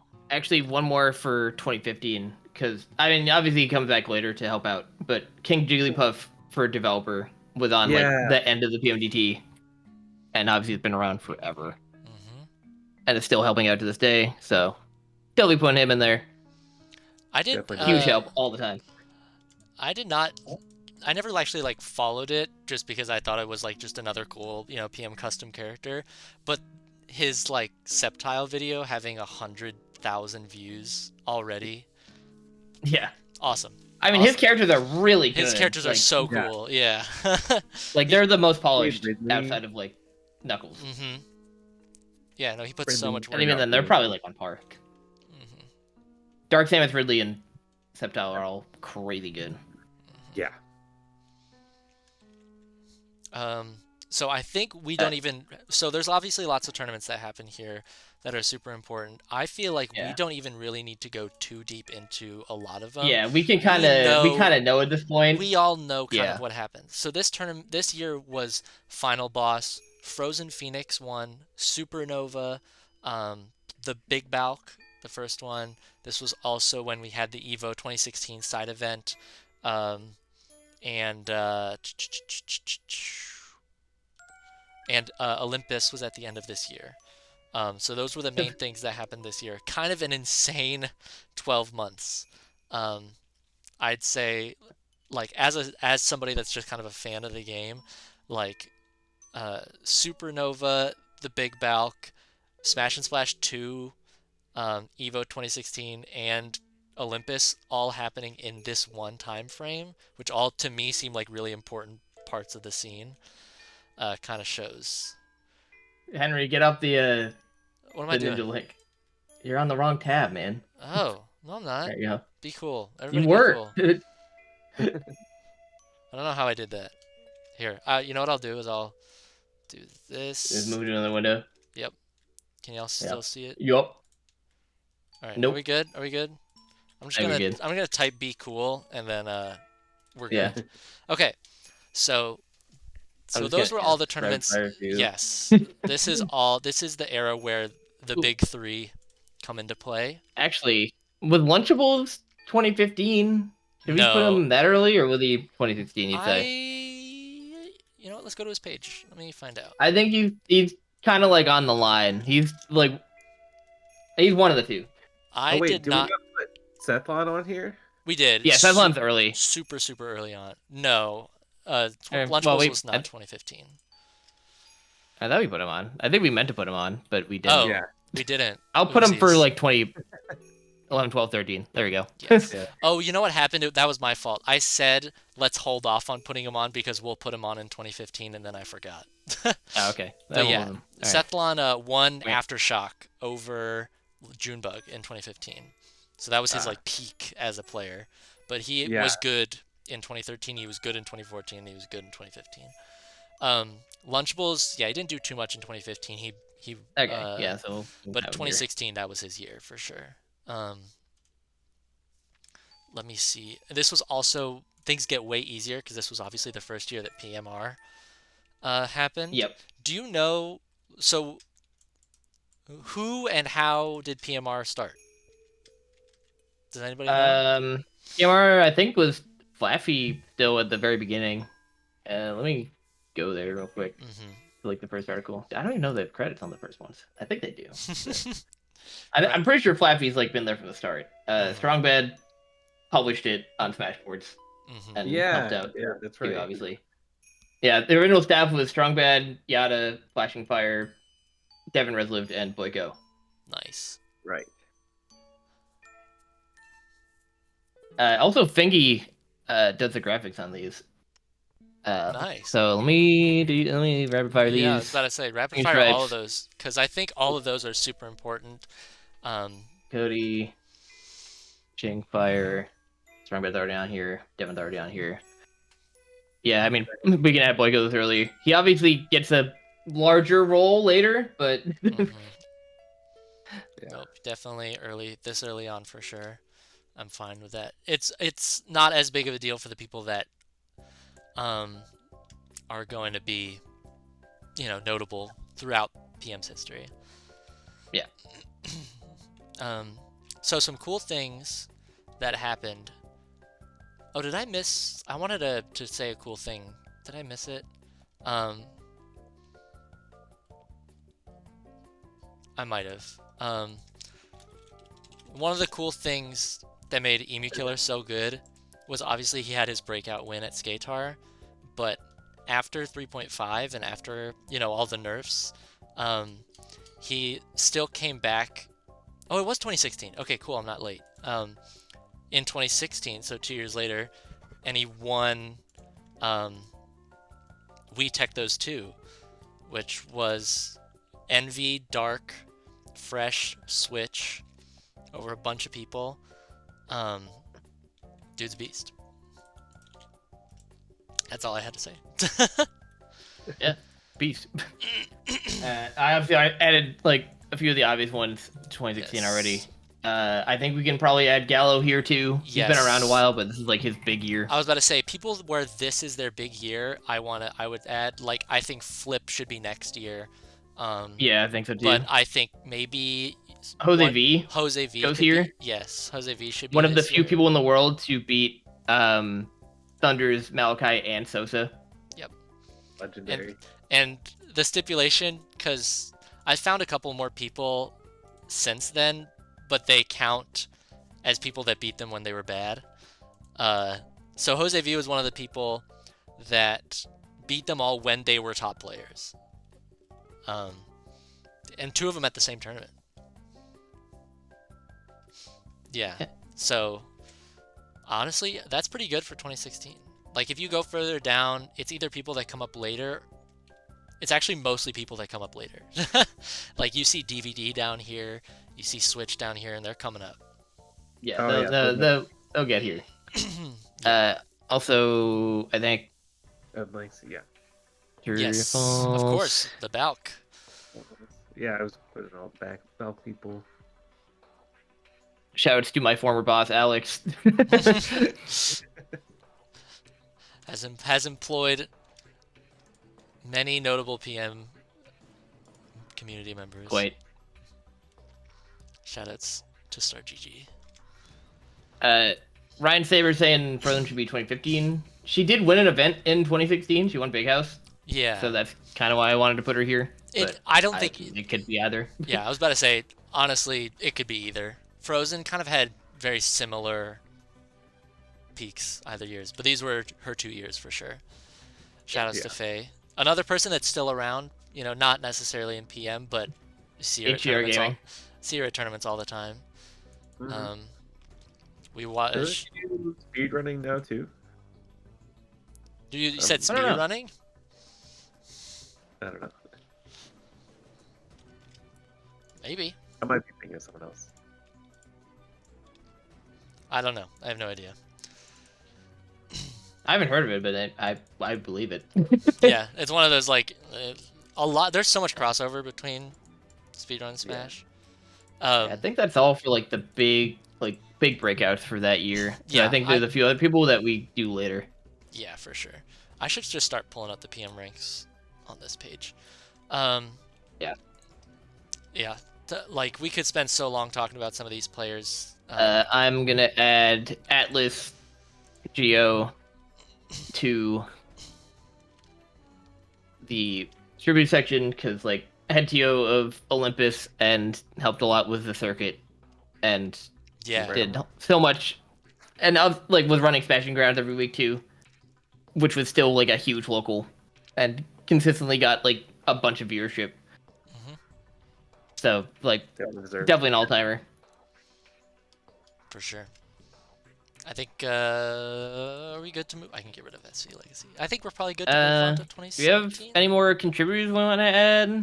I think maybe this might be a little late for Kunai, but I'm gonna add Kunai. He did a lot of commentary. Mm-hmm. A lot of commentary. I was about to say, yeah. I mean,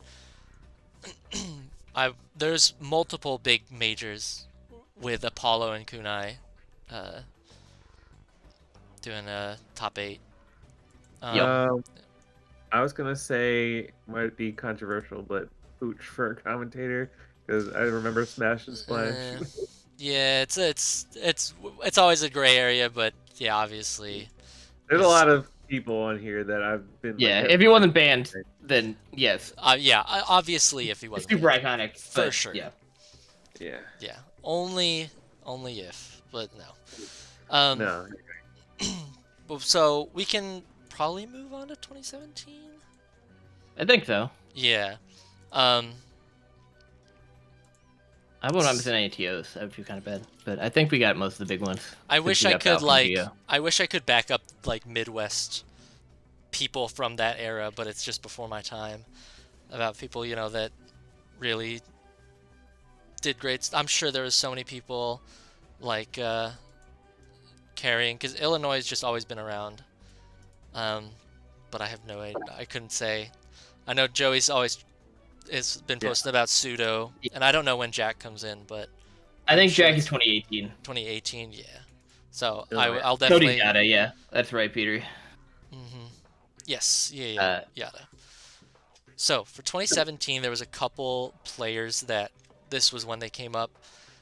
Specifically, there's the 3 from 4 through 6, and those players were Switch, Flip, and Violet, which are kind of pretty no-brainers in terms of Hall of Famers for this era. Let me see. Definitely deserve to be on there. Yeah, for sure. So this year was the year. Firstly, this was the year of the bigger Balk, which was even more stacked than the big Balk. Yeah, I went to that one too. Yeah, that tournament was nuts. Let's see here. Good call, Ryan Saber. I was wondering where we were gonna put Tracy. I didn't know when she started, but yeah. Okay, yeah, awesome, good. Definitely. Yeah, there's all these people that I know that will make it from the P+ era, like Tracy, and I'm just like, I'm sure that she's been around for earlier. You were 2017, Ryan? Oh my god, I thought you were 2018 for some reason. Is this when Malachi for sure, obviously starts popping off? Malachi was the year before. Bob was last year. Yeah. Oh, you already put him on. Yeah. Yeah. Okay. So Malachi won the Flex Zone 2. Right. Yeah, right at the start or right at the end. But so like all 3 of them, like Thunder, Sosa, and Malachi, all just like won big ones on the second half of 2016. It was Low Tier City 4 for Thunders. It was Evo 2016 for Sosa, and Flex Zone for Malachi. But Smash and Splash 3 was when we saw Switch win his first big one, and that tournament was actually not crazy stacked. But then it didn't take him that long to win. We tech those 3 a little later, so Switch for sure was kind of crazy at the game a little bit. Yeah. Bobby Keiss is kind of a weird one because he stayed around the same level for a long time, but this is his first 12 year. And probably the hardest.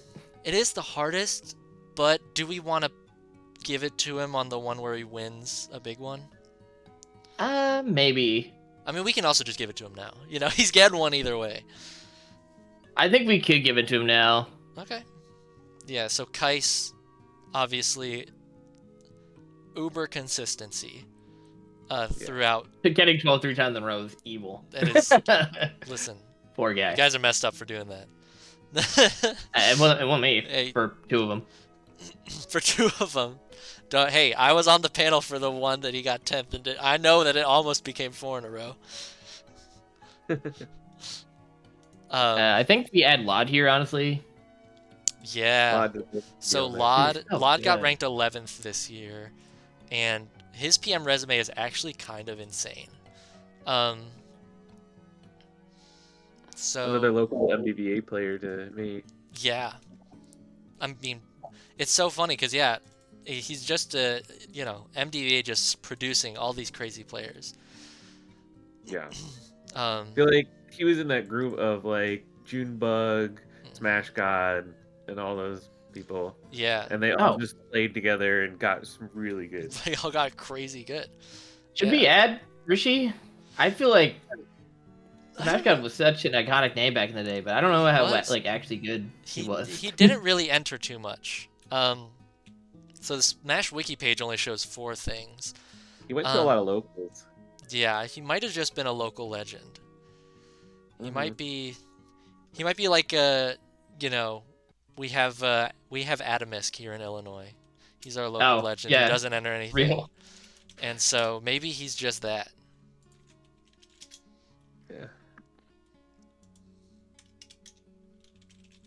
Yeah. We also see the first like glimmer of tech here. Yeah, so But I was wondering. I think we save him and DVD until later. Yeah, so I'm figuring that Tech Boy, obviously, he's gonna come up real quick, but it might be a little early for him.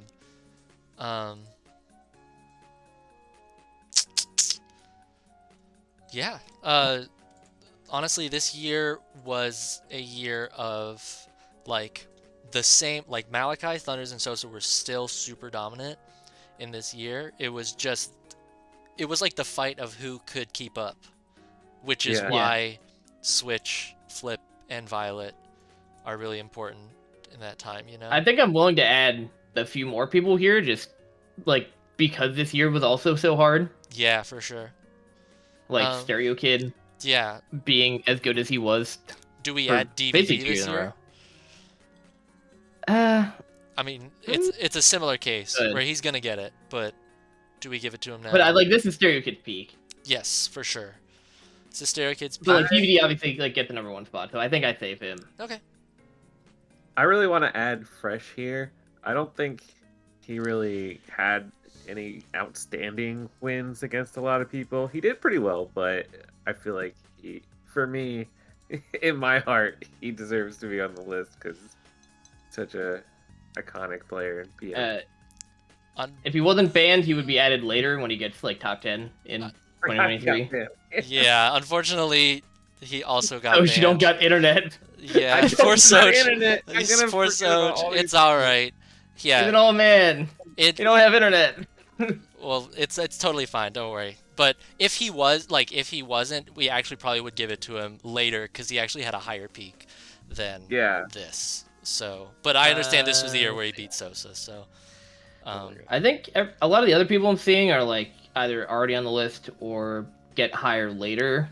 So I think that's probably about it for now. Yeah, for sure. 2017 really honestly seems it's like a mini transition year between the late stage 3.6 and Yep. 2016. Yeah, I don't. So if it helps to list off if there's any more TOs that we want to shout out in this year, Ryan Saber, yeah, help me out. Am I missing anybody? Yeah. So 2017, the year was Yeah, I was gonna ask about when on Maddie that started. I don't know if Maddie started 2017 or 2018, but I think 2017 does sound right. Yeah, I don't know when she was doing Smash and Splash. But like stuff. obviously, like For sure. Yeah, Maddie B. I was going to college locals, and it was me and Shad, me and good old Shad, and Maddie B sat us down as we were eating calzones, and just sat us down, and she was like, "You two are gonna be PM players, okay? Like, we gotta get you out to a major, right now. You're going, and you're gonna play, okay?" And we were all like, "Yes, ma'am." I'm doing a little like outstanding contribution, color coding. You're giving out medals. Out medals. I'm down with that. So a lot of these tournaments that happened in 2017 were continuations. There was Bigger Balk, there was Smash and Splash 3, there was Blacklisted 3, there was Supernova 2, Low Tier City 5. This was also the first resting Stitch phase. Oh no, that was in 2018. I'm lying. Yeah, it was 2018 because 2 was in 2019. So yeah, actually, I think almost all the tournaments here were 2017. Yeah, were continuations. So probably it might be a shorter list of like new contributors to the scene. Ooh, yeah. I think that's around the right year. Shikaka 3. Yeah. Huge on the YouTubes. Mm-hmm. This was That the definitely year sounds we right. started Project M Nexus, I think. I think that was 18. Well, I think. that's Like, pretty easily it was- checkable here. Hold on. I can just always. I mean, we can Is just it always 2017? I look thought it at was the 18. channel. Might be like Eh. end of 2017, 2018. The first video on PM Nexus was 2018. Ah. January 2018. Too, Yeah. so Okay, so I was Very- All close. right, we'll save it for next year. It's fine. we'll save them. What was the founding team for Nexus? Me, Saber, was Wisely on there? I think Wisely joined later or something. I don't know. Shikaka, Hikaka, me. yeah. If Flarp wasn't immediate, he was like 2 weeks in. And then Nox designed the logo Yep. for it. Awesome. Yeah. Oh, I forgot someone in 2014 or 15. Who's that? Garrett Williamson. Full name, government named. The full And that's what he goes government by. name. The Made music. the Of theme course, song. yeah. Yeah. I heard your voice say the words Garrett, and I was like, whoa. Actually, Phonetic Hero cute. made the theme song, but Garrett Williamson worked on a lot of things. Yeah. That's awesome. Also down for Phonetic Hero, Yes, for sure. obviously. Yeah. For sure. Peter Pigmon says EPG Robo. Is that like a PNW TO? Because yeah, I'll put him down. Absolutely, yeah. It's unfortunately we definitely there will be a bit of knowledge gaps in terms of like who's keeping individual regions alive. Especially like If you are in a scene and you know your local TO kept your region alive, they're on the list. They are, for sure. If there's anybody else you can think of, absolutely put them up for sure. Yeah. But I'm pulling up PM Rank 2018 for the moment. I figured Robo was like the EPG leader. Mhm. That Yeah. sound yeah. All right, we'll fix it. Well, it's fine. There you go. There you go. Oh, yeah, Ringo. Don't freak out. It's not a name I expected to see in here today. What's up? So 2018. This is the new era. This is the end of 3.6 era for sure. Has begun. So you still see Sosa at the top, Switch and Lunchables. So Lunchables is back. Thunders and Malachi, but this is the rise of Tech Boy for sure. Yeah, absolutely. This is Tech when he's really coming into his play as a top player. Yeah. Whether we want to wait until he gets number 2 or do him here, I don't really care either way. I would probably put him here just because I just feel like his story is different. His is not like a meteoric rise to number 1. His is like, this is the beginning of his. It's kind of the same as Kais, just even higher up. As like, this is the beginning of his 3-year stretch, his 4-year stretch as a top 10 player. I'd put him now. I don't know. Yeah, I'll put him now. That's cool with me. This is also Blank's peak year as a player. Yeah, I think Blank deserves it. Is this the only year ever that 2 siblings were top 10? Probably. I don't know what else that would be. I know. I always think that's always cool, like a duo. That is pretty sick. Yeah. I think we wait one more year for BP. Yes. We've been kind of dodging him, but I I think know. we wait one more year. Do we put Envy? Is this Envy's peak? Yeah, year as a this player? is around Pete's peak, so yeah, I would put Pete here. Yeah, I know he had a really good 2022 as well, but definitely. Yeah, I think his years are pretty similar. Mm-hmm. So between 18 and 22. But yeah, like it's a lot of similar names here for sure. You'll see there's the Doctor. He's creeping up. You know, Oh yeah. Yeah, definitely getting there for we'll sure. we'll get him later. Peter Pickmon I think creeping up. Yeah. Ivane gets pretty high at this point. I'd be willing to I think he's slot him higher in here next year, later. right? Is he higher? He's higher in 2022. Oh, Ivane did this funny thing where he like goes down 10 spots and then goes up 10 spots and then goes down like 30. he's a heartbeat player. Yeah. No, definitely put him in for 2022. Obviously, he wins a big tournament. I mean, that's pretty important. You did 9 Sosa 4 times in a row in 2017, but we're gonna do you next year. So that's your top 10. I was trying to- Yeah. Let's see. Wow, do we really not put any more? Because it's all a lot of these people come in. They're either already on the list or they're going to be next year. BP was going to be on the list next year. Ivan. Yeah, a lot of people like move higher next year. Yeah, for sure. Twisty. So this might be a Twisty's kind of next short year, one for. right? Yeah, I would do Twisty next year. Okay. Well, actually, I could do him in 2022 actually, because that's his peak. True. Okay. Well then, the tournaments this year, just to rattle them off as I do, is this was We Tech Those 3, Frozen Phoenix 2018. This was when Resting Stitch Face began. This was also Smashadelphia. This was also the biggest tournament of all time entrance-wise, which was even bigger bulk. This was Smash and Splash 4, which was the legendary one that Lunchables won. Lunchables finally getting his major win. Where I met SOJ. It was awesome. Yeah, we did meet there. That's awesome. We had the Sonic round robin with like 30 people. I don't think it was on 30. It was like 15, but it was still a lot. And we were like testing out an early Knuckles build or something. That's so. Oh yeah. This is a little. I think I'm technically a little late on this for a contributor, but Titanium, Frozen Phoenix. True for Frozen Phoenix. Yeah. Still around to this day, still doing TO and shit. Yeah, Titanium. Hollow shit. He's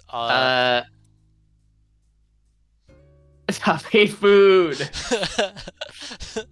Put food on.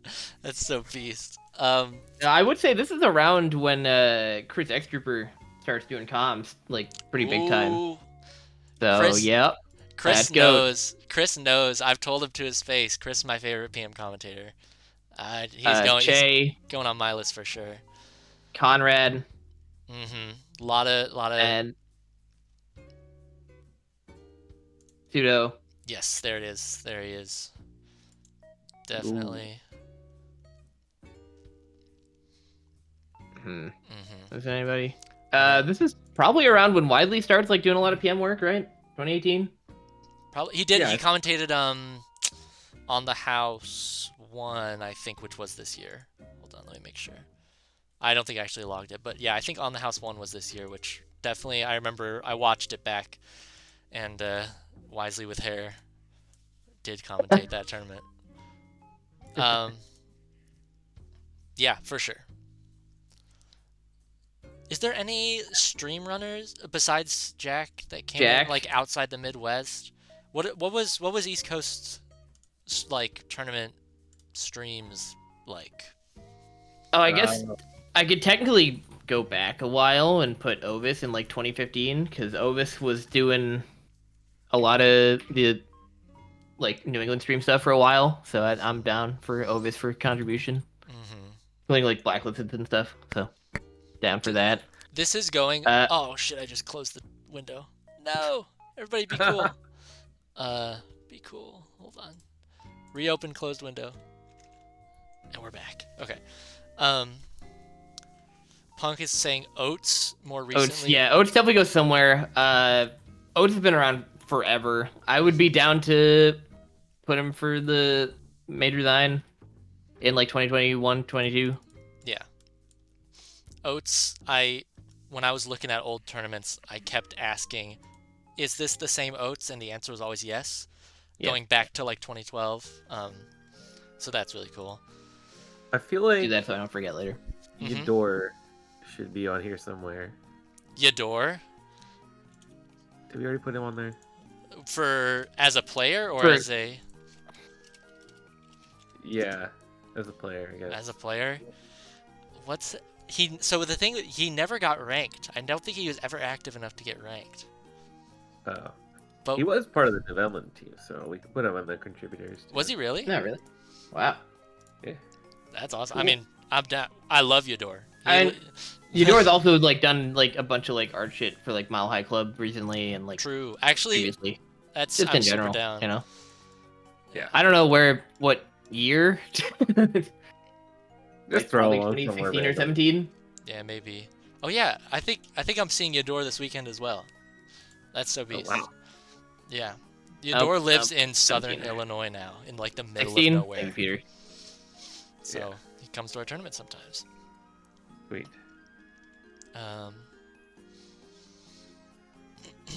I'm feeling pretty good about that. 2018 for sure. Yeah, I'm sure I'll remember random people for contributors Mhm. pretty soon. Yeah. Joey also said she started taking photos in like 2018, so I'm down to just put her here. Oh really? Oh, Put that's her really. on. Let's Yeah, go, I know. Joey. Yeah, for sure. Yeah. Also, they mention on Yador's wiki page, obviously his biggest, like, the thing that people told me the first thing about Yador was that, when he beat Sosa at the Balcony 87, which was like, I was told it was like the first time Sosa had lost at a local in a really long time. I think. Yeah. It was definitely momentous. So that's really cool. The scope for there's like no scope. I think it's really just celebrating if you helped out for sure. But yeah, I think we're pretty good to move on to 2019. Okay. Yeah, This is when Bob wins. Bob gets his big numero uno. Yeah, it is Oh. actually like I wasn't there, so I don't know, but it does seem really poetic. Like each of the big three at least got one. Yep. I think, P plus, because obviously you can't write that, so it's not impossible. I think, but it's definitely like in the P plus era, like Tech Boy never got his one. Even though he is just always one of the best in all time. Yeah. And like Lunchables never got his one, even though he was absolutely in the conversation in 2023. But the consistency of It's- them was really good. they're all it's always they're always there. They're always top 5. Yeah, so I think there's some pretty easy ones. So for sure. Bacon Pancakes finally gets on. Yeah. Let's just rattle all of them out. I think this is probably when we put on Morse. Morris, yep. Yeah. Peter. We could put Kevin here, but he gets number 1 next season, so I'd probably rather Yes. Definitely put him next season. on. I think we saved Brad for a little later. Oh, wait, you put Big Boy in 2018, sorry. Yes. Envy should be 2016. I thought his 11 was 2018. Hold on. Envy. I got it here. Envy. I thought he was in like the 30s in 2016. That's stupid. No, he was higher in 2018. Yeah, he was 14 in 2016 and 11 in 2018. It's close. It's really up to you. I think we're kind of realizing that so many people can get it for multiple years. So. Oh yes, Peter. Yes, still to 52. Also, heads up, I do have to hop off kind of soonish, so. Okay. Well. I Oh, think, good.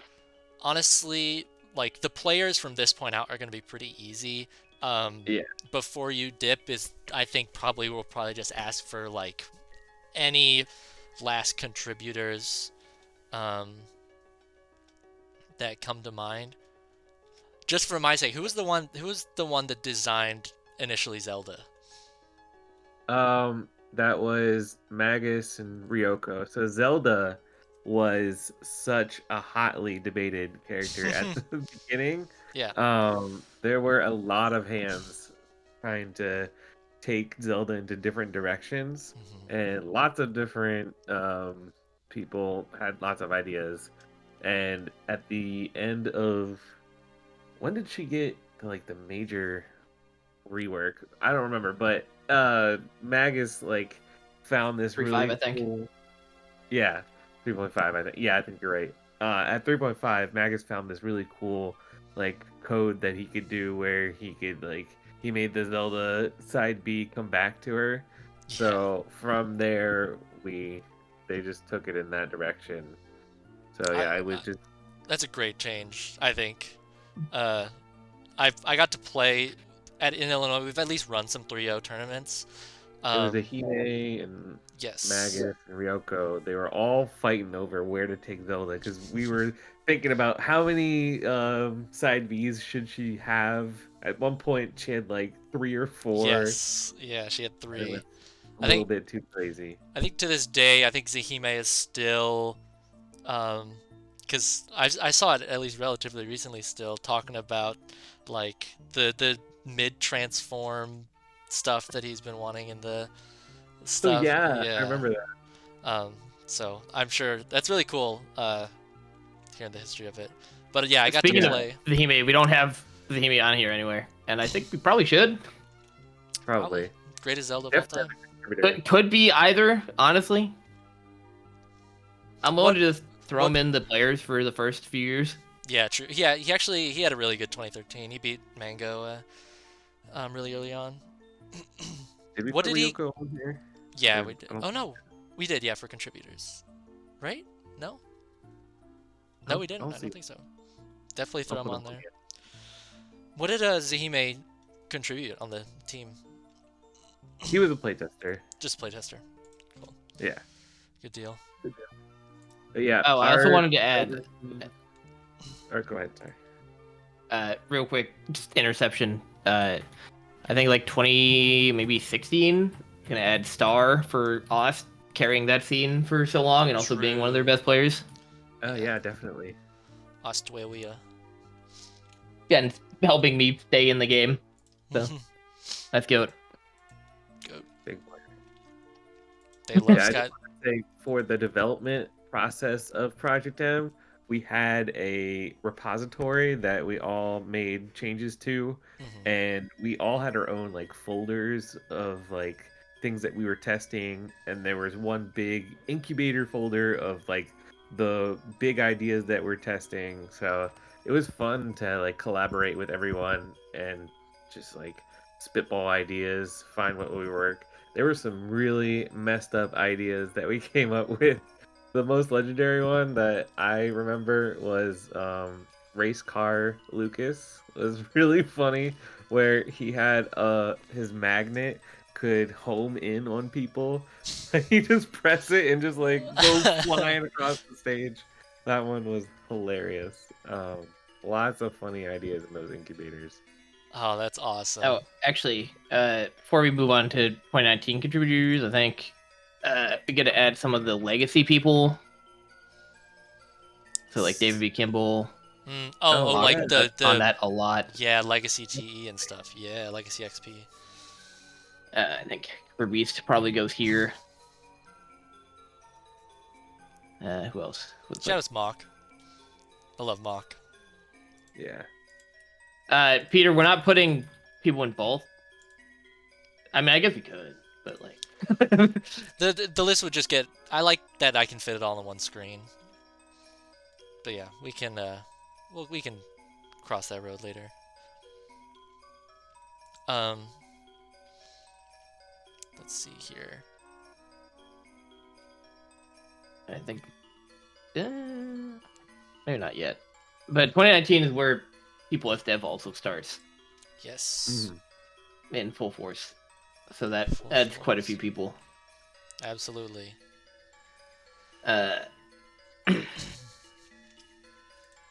Fine. Hey, That's where I would say I really start. I was about to say you get one Moto. You get to pick one. There you go. Yeah. 2019. Duh. I'm not gonna talk about it, but you know. Yeah, so at Um, the end of 2015, we were all devastated. PM shut down. We formed a secret group of people who still really wanted to finish Knuckles. And from there, we like kept working on them. There's a bunch of animators who really wanted to like animate a bunch of things for him. And then in 2019, I passed that off to Moto, and that finally, the dream came true. Mm-hmm. Oh, that's yeah. No, Peter, I know you were joking, but unironically, I don't think it would have happened without that Reddit post. So, unironically, I think he is a contributor. Unironically, I think he is. And he was also on like super early dev too, I think. So, I'll give it up. Jose's an idiot, but I'll give it up. Oh, that's awesome. Really quick, Moto, you think any other players should be 2019? Maybe Quaff or Yeah, this is like Quaff's peak, I would say. Maybe yeah. like Fearless. Quaff, Fearless. I know you and I have talked about DFC. We can maybe put him on there. We can put him on there for if he did peak at 11. Like it's pretty crazy. Oh, actually, I think we could put Tony in contributors because he has so many target test times. Like so True. many. Like True. so many. He is the target test guy. Like ooh, and speaking of speedrunning, Helix. True, Helix. Did a bunch of like event stuff and now is like doing GDQ. Mm-hmm. Kind of like what a progression from just event mode to helping run GDQ. Yeah. Like you know, I did a bunch of target test stuff just this past year, and like all the times were from Tony still. Like he still has so many world records, and then Helix still a lot of the single player modes. And I think it's up to people if you actually want to consider how much of that is the scene, but I think it just legitimizes PM like as a standalone game of people that commit time to playing the full package. I think it's important, but I also played speedrunning. I also speedran before I did Smash, so I'm a weirdo. Yeah, Flarb loves. Yeah, what's up? Nothing happened in 2020. That's the pandemic. Did like any tournaments happen in 2020? Yeah, I wanted to just put like the couple netplay Yeah, things that happened. Yeah. And shout out the people. I actually people. got a fair bit of insight on that. I've got a great idea for this. Hit us. Unironically. Oh yeah, yeah. You're gonna hate me. Yeah, yeah. Connor was really good on netplay. I'm sure he was. He beat Morse's Samus with ASR in a real tournament grand finals to win the tournament. TPS 100 this was his best era. Even though he beat Thunder in 2019, this was his he was crazy. Mm-hmm. All right, I'll give it. So I'll give it up. Nice. And there's not like that many people that I would like do for specifically netplay. I think a couple more like Copycat. Mm-hmm. And 2020 was the release of Project Plus, right? Yes. Yep. So that was really big. Contributor. Yeah. Wombat Wednesday. Oh, for sure. The two in-person tournaments that happened before COVID was Emerald City and TPS 100, really. Yeah. Mm-hmm. And so, for sure.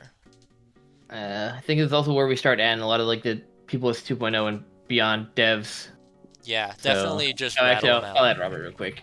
Yeah, potatoes for the B+ stream. So Duke It Out obviously pretty much like helped redo the entire memory structure of the game, fixed all of the crashes, and like the game is so much more stable, mostly because of him. So shout out to that guy. Eon, like the other half of the coding dream team. Yeah, so good at fixing shit. Fudge Pop should be on here too for doing all. I think Fudge Pop's later for physics delay. Okay. Oh yeah, that's like it kind of was sleeper, but that was actually really huge. Piotr is probably a little earlier. I would say like here, and then Fracture for the code menu. Yes. Nice. I think Lael probably goes around here, or maybe 2021. That was more actually. I think 21 is more accurate. Mm-hmm. What else for dev? Let me open my the credit stat text real quick. Make sure I'm not forgetting anybody that was. Because I don't want to. Yeah, I feel like I'm definitely gonna remember people later tonight. I mean, man. Yeah. Oh my god, dang it. Wake up the next morning and be like, ah. It's all right. This is all just for fun, and to tell some fun stories. I think we've done a pretty. Oh, good. we didn't do for PM devs. We didn't do nanobuds. Oh, nanobuds, we forgot them. Yeah, let's add them for 2014. Huge contributor. I mean, there's a lot of people on the art team. I feel like I'm forgetting too, because that was pretty massive as well. There are so many people in the art team, but I think we can only name so many. Yeah. You know.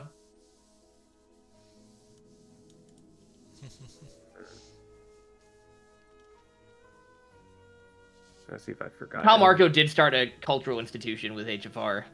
I'm not gonna add him, but Yeah, that is. It so is, real. It is a cultural, like, monument. Put words to what everyone felt is very funny. Yeah. So, somebody asked, like, yeah, who ran the leagues? Who ran No Fundies? Oh no, I forget who No Fundies was. I think that was that just Ryan Saber? Yeah, if it was. I forget if that was just Ryan Saber or somebody else. Mhm. But All Fundies League was actually, I think, all people that are already on here. So it was me, Chia, and Devin Reslift. Nice. Oh, was it Severe? I thought it was Severe. Oh yeah. Okay, yeah, It I'll was- put Severe. Yeah. So, just because if this is first, then Suvir can get the. Oh, award actually, here. Severe is in. He's in that group of players that like really popped off in Netplay too, like as a Mhm. player. So I'll give it up for player, honestly, because I think he deserves it anyway. And then I think the last player I would put for Netplay, just because I don't think she gets on for when she comes back offline, Kumatora. Like ran East Coast Netplay for a while. I was about to say, definitely, I'd say her peak is. We can go to the True. both Quarantine's Rising Stars and mid-season. Well, actually, no, mid-season is in person. But yeah, so this is. Yeah, I'm on there right now. I think a few of them we've either already covered or get on. Or get on later. Like Stango will be on Offline. next. Tango and Paul potentially. How good was like Doctor? I don't know. Does he deserve a Hall of Fame, or is he just kind of like an honorable mention for that? I mean, I didn't play Doctor because I West Coast obviously. Why not? Why didn't you do that? Why didn't you play Massachusetts to California? Yeah. Okay. If that was less contributing, then I just saw his name was on there. Then I think that's pretty good there. Joey said Maple Jank. Yeah, I mean, that would be the probably. If I think that's pretty niche. The reason for being, what got a bunch of people to tournaments was just willing to drive to and back from the city. It's a little niche, but if it is anything, it would probably be next year. It would be 2021. Yeah. I would say. So Okay. we're at post-COVID. This is. Yep. This was. I can talk about this. I was Hooray! here. Henry was here. So obviously this was Undertow. This was the Shadow Major era. Yeah. The beginning of the sorry. Shadow Majors. So we had Undertow, we had Shipwrecked, Blacklisted 6, Jailbreak, You're So Mad. We had PM Theater, the most stacked invitational ever. Yeah, that was a good one. Yes, that was a really good one. Undertow 2022 was also really good. This was also Honeypot 4 and Exodus, the first Exodus. Yeah, pretty good couple of years there. Yeah. The big one obviously is the Doctor. Yep. I still think, it's been a couple of years since then. There hasn't really been a rivalry, a race for number one quite as good as the Doctor versus Tech Boy, I think. Like, 2023 had the first half of the year that was really cool. And then I think this past year it was really cool right at the end where Zubat caught up to Parker. But like Yeah, Doctor that was and pretty Doctor cool. and Tech Boy was like this the whole time. It was really cool. But I think Stango gets on here. yeah, Stinky. Nod gets on here. Mm-hmm. DVD's still waiting. But This is we get Ivane and Twisty get on here. yeah, there we go. There they go. Yeah, Blue I is think next. everyone else is Yeah, I think that's not probably quite at good. their peak yet. Maybe Yono. Oh yeah. Well, now Brad is 2023. Yeah, Brad's 2023. Brad is definitely 2023. I mean, if we're putting Yono, We could put him on earlier, but 2023 is definitely his peak season. yeah. So If we're putting Yono, then we have to put Corey as well, because this was Corey's peak for sure. yeah. He beat DVD at PM Theater. That's pretty nutty. Yeah. Was this Combs' year too, or was that 2023? Leo's is later. Yeah, later for sure. Yeah. He did. It's close. Right. But he peaked in 2023 at 12, so he's a beast. Yeah, I know that Brad won Undertow 2022, but his highest rank is next year. So Yes, and also Mile High was. we're harder gonna need tournament. people for this last column. Yeah. What do you mean? Contributors, I was about daily to say side posts. MSP, yeah, for sure. Where? Hold on, I've lost myself. Okay. Who ran? Was Shipwrecked also MSP? That was actually Stu. Yeah. Stu gets in Stu. for both commentary and. I was about to content. say, but it definitely should be this year for sure. I think also in this time, Spencer Watch and Learn really starts commentating, coming into his own there.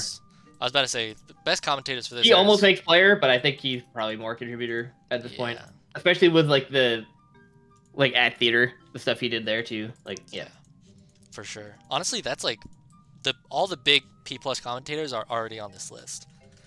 Yeah. Yeah, Wisely, Che, Stu, Watch and Learn. They're all like the big ones. Let me see here.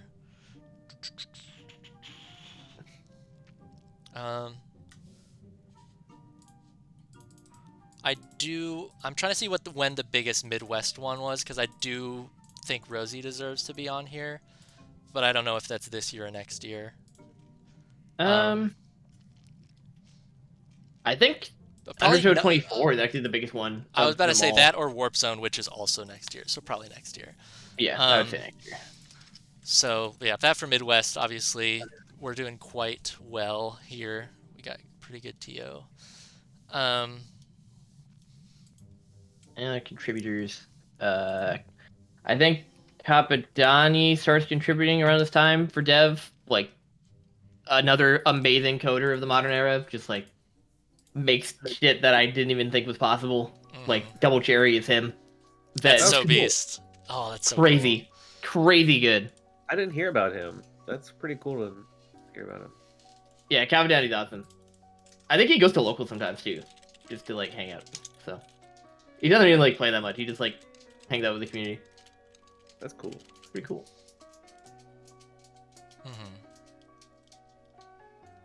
I think that's it for Dev. I'm gonna feel real bad if I forget anybody, but I think that's it. For the most part. Looking at the tournaments, I mean, all the West. So there's a decent amount of West Coast ones, but I think they're all Tracy, right?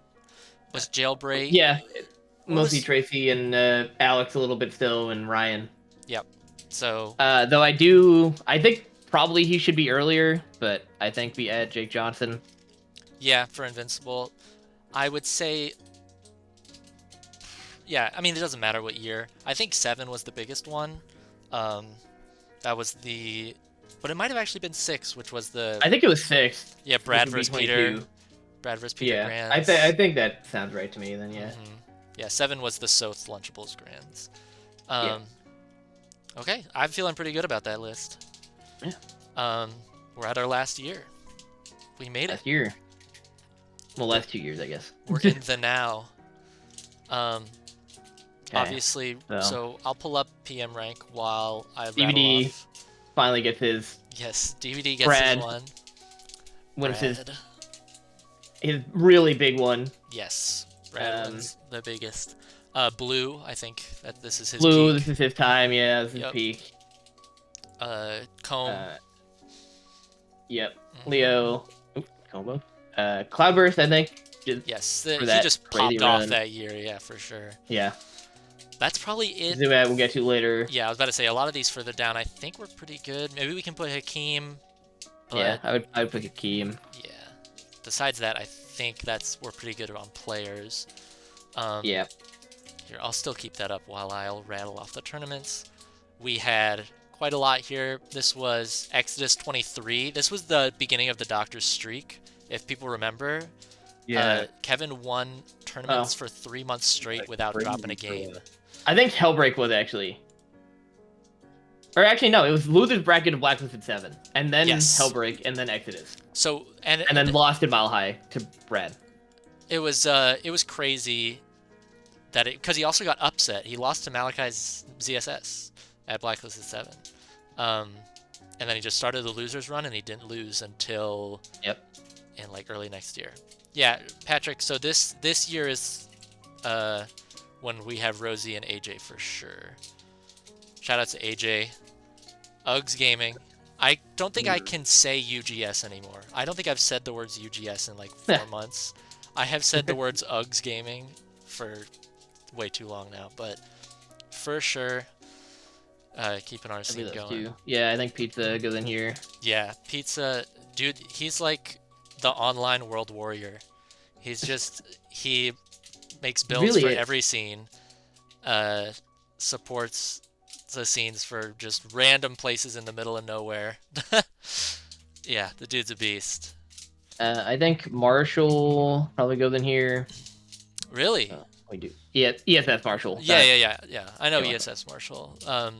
Did he take over for... He helped you a lot with like the You're So Mad and the... Yeah. What the other one called? Against All Odds. Yeah. Those were some big ones. And a lot of local stuff too.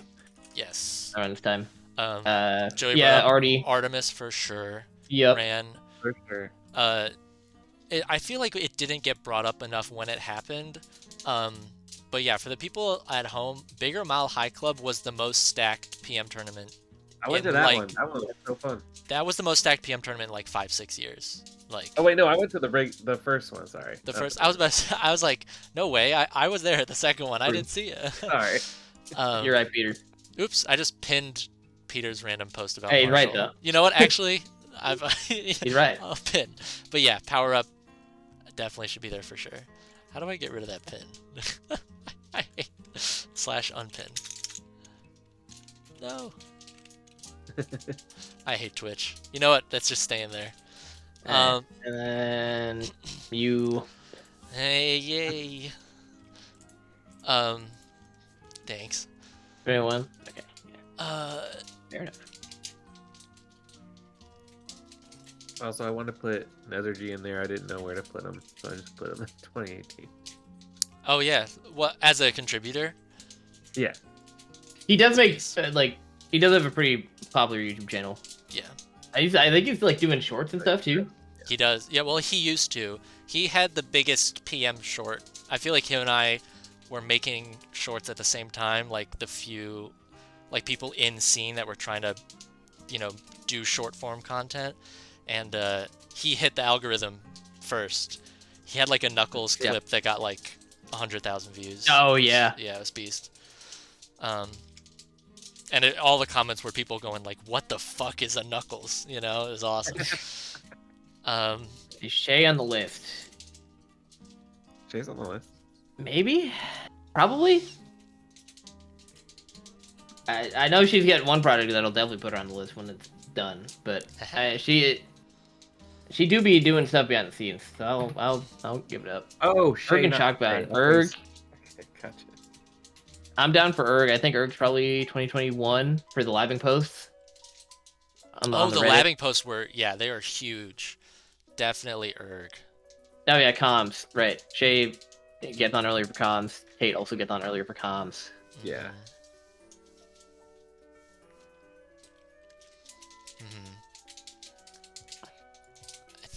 Oh, nice job with the line. I think that's pretty good. Yeah. Yeah, comms are big ones for sure. What else?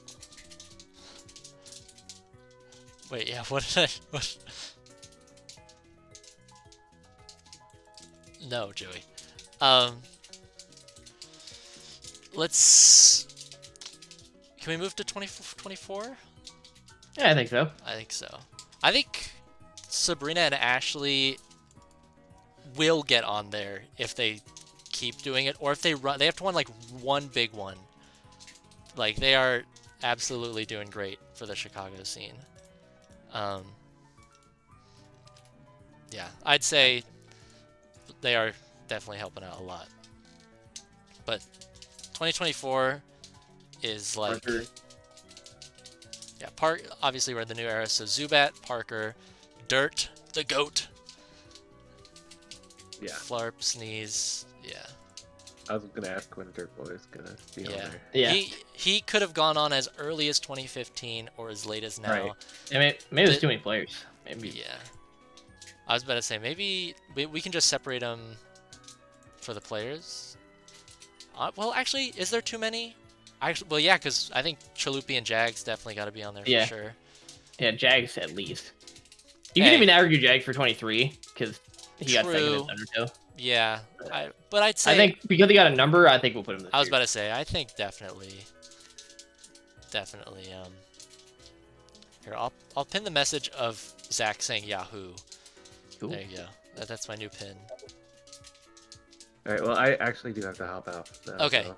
Yeah, we're pretty much all wrapped up. So thank you so much. I feel like we got a lot of great stories, and it was really fun to so much for having me on. showcase all this. No problem. You have a good one. Sweet. Peace. Sleep. Have a good one, Soj. Everybody say bye, Soj. Bye, Soj. Okay, and then there were two.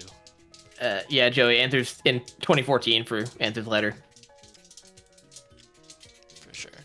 Oh, I like next up. That's beast. I will request putting Chalupi on. I think that he is. Yeah, I think done enough Chalupi as a deserves player. it. For sure. But everybody else. Oh, really? Yeah, I mean, he kind of did. I think that's probably where I call it. I would call it there for sure. I'd say even O'Reilly is stretching it, but he did beat Tech Boy and got he's been top around 3, forever. and he's been around for 12 years. Yeah. Next up, obviously, we got one big one. Duh. Yup. Put it up there, Moto. It's your boy. Yeah. Oh, hold on. I gotta move this. Yeah. He's gonna be the best in the fucking world. He's gonna fucking win Full Bloom. Likely. He's gonna fucking win it all. Also, he DM'd me after I made the 2023 video, and he said he'd buy me dinner, and I'm gonna hold him to it.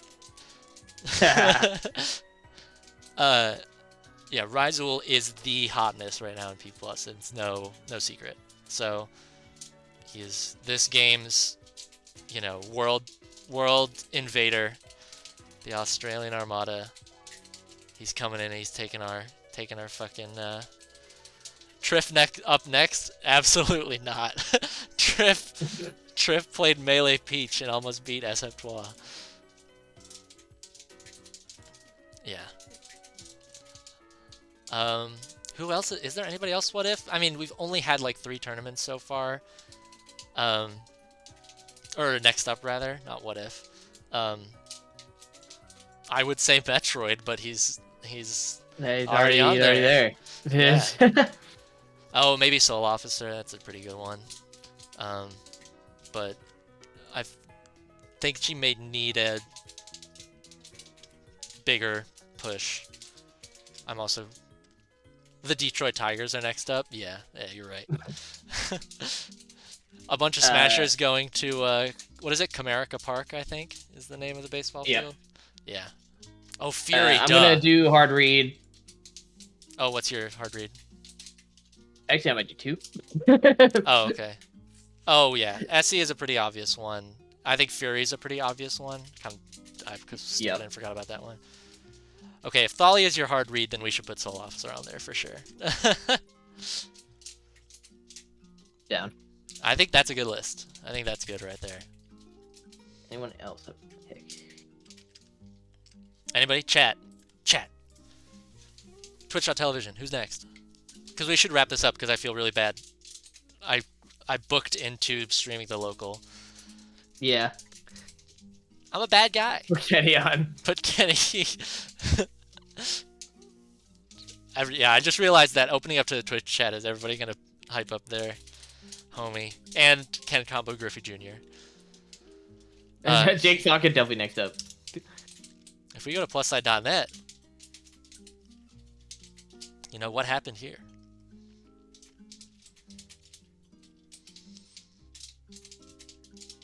Let me look at a couple servers, just the members of the servers, real quick. Let me make sure I'm not missing anybody.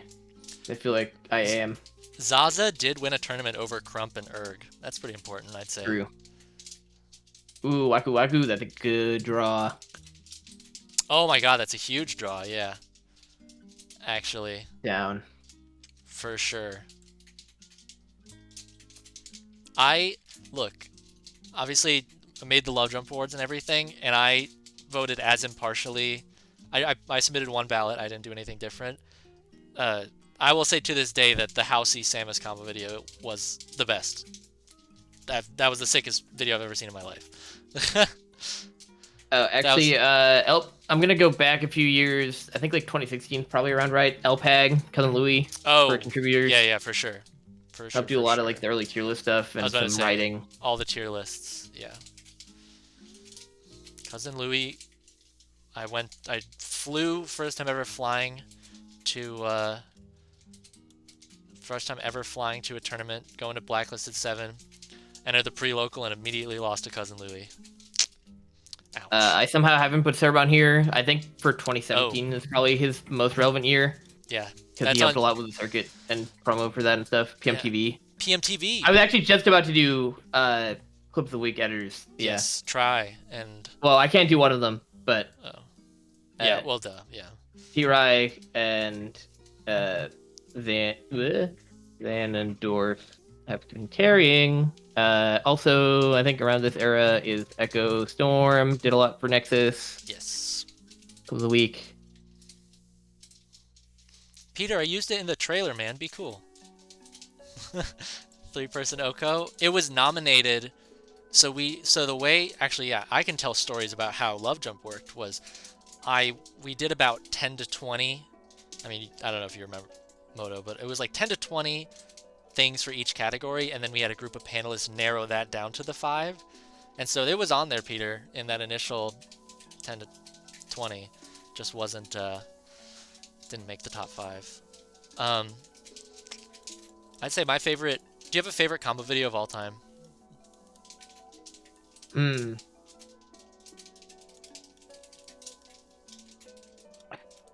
All time? I have one. Oh wait, I know one. Yep. What is it? You say yours first. Oh, mine was just the Blue Zone Marth one, but the one with Brad. The second. Okay, Blue yeah, Zone I mean Marth that was pretty good. Yeah. I think mine is probably Software Update. Leo. Oh, beast. Oh, the clip-on Kells. Yep. I knew what Zach Flarb was gonna say because we just watched that one yesterday. Oh yeah. That's what Domlak said was the best combo video of all time. Was 2016. Oh, dude, I'm a fucking idiot. Domlax. Oh my god. The goat. That's my partner in crime. Oh my god. What the fuck am I doing? I love. Yeah, Blue Zone's on there. 2015. Yeah, Blue Zone's in way early, 2015. Yep. I'll give it up for Ronan. Yeah. He does a lot of comedy videos, but PM Pal is obviously Yeah, PM big Palace is one. great. Yeah, we can only do one category, so Leo just probably. Yeah, Leo's too good, so he gets up here. I think we're good. I think this looks pretty great.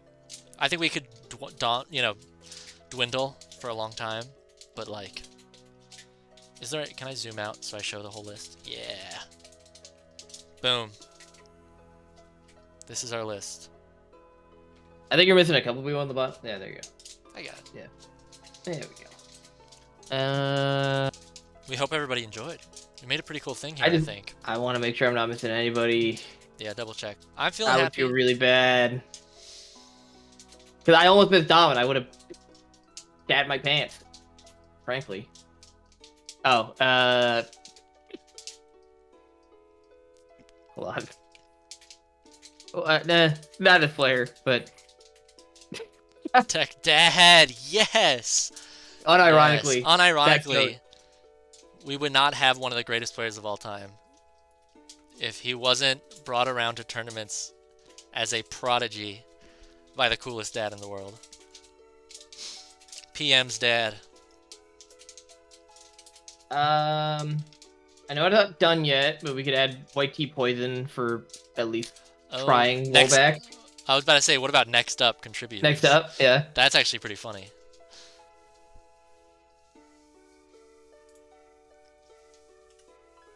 Let me make sure I'm not missing anybody. Really. Oh man, wait, I am. This could go all night. 2015, I think is probably the right era for E2XD. Super big in the netplay era, helped do a lot of like organizational stuff for netplay as a whole. Really kept Anthers alive for a long time. Definitely.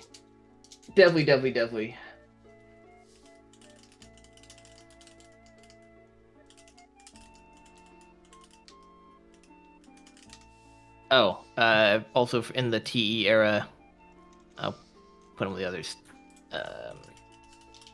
Because Wolf did a lot of player outreach and playtesting for Legacy.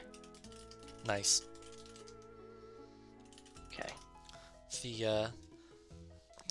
The third Mewtwo, there was 2 really top level Mewtwo's. Casino Wolf was the next one. Is there anyone else? I really don't want to miss anyone. I feel so bad. I know. Oh my god. I'm seeing. I think Wolf for next up. Oh, right. For I'll give it Australia. up. Yeah, for Yeah. Australia. Mark's in there, Oscar. Look with your eyes, man. Mark's in there. Sorry, Oscar typed a question. I yelled at him. I can't. I can't control myself around that kid. KO Kingpin as like an early player. He was around for a long time. I can pull up his resume. Oh, wait, we're gonna end the stream. I didn't reveal my thing. Do I reveal my thing? The whole thing? You can do the whole thing. Hold on. I'm pulling up KO Kingpin. So, I could show you all in the chat really quick. The reason why we're able to kind of easily look up all this stuff about the players is that we spent a little kind of a long time, maybe just a little bit of a long time, working on a database, all for like the whole game's history. And so it's just a bracket. It's just like anybody else, like a normal PR season. But it has over 13 years of the game's history all in one place. Here I can show. Let me just go to the main page. It has over 5,000 players. It has 135 major tournaments. It's not just tiny ones. The tournaments pre-start GG had to be added by hand, match by match, because they couldn't import properly. Henry did so much for that. Good lord. Yeah. You are... I like looking at brackets, so every tournament pre-2015 pretty much. I wasn't a crazy person and did... Yeah, you are. Okay. I wasn't a crazy person and did entire brackets because they got really big. So for a lot of these old ones, you'll see top 32, but they're all in here. So I'll make it open to the public so people can see it all. Elo is really funny. Elo is a meme.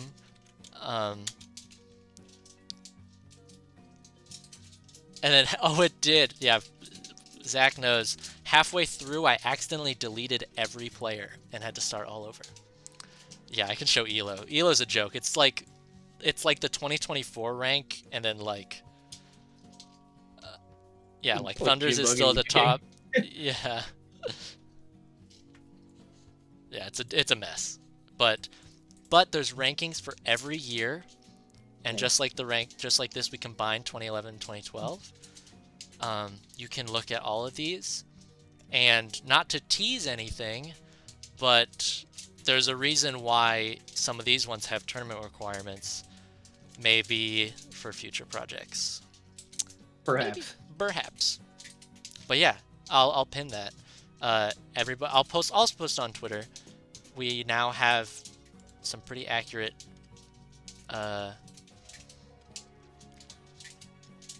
data sets for PM.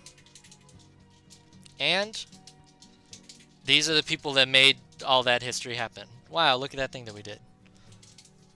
Everybody give it up. I'll give it up. I give it up. Shad's next up. Real. That's next up.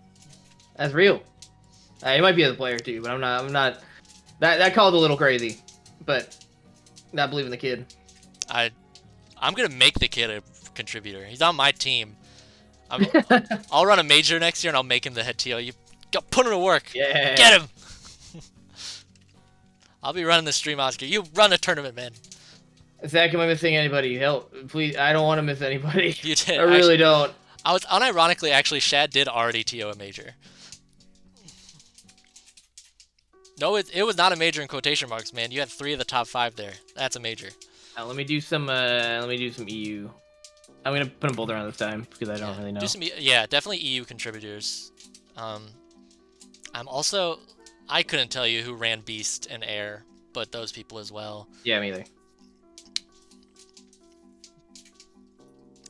But yeah, I'm sure that SF Twan iPunch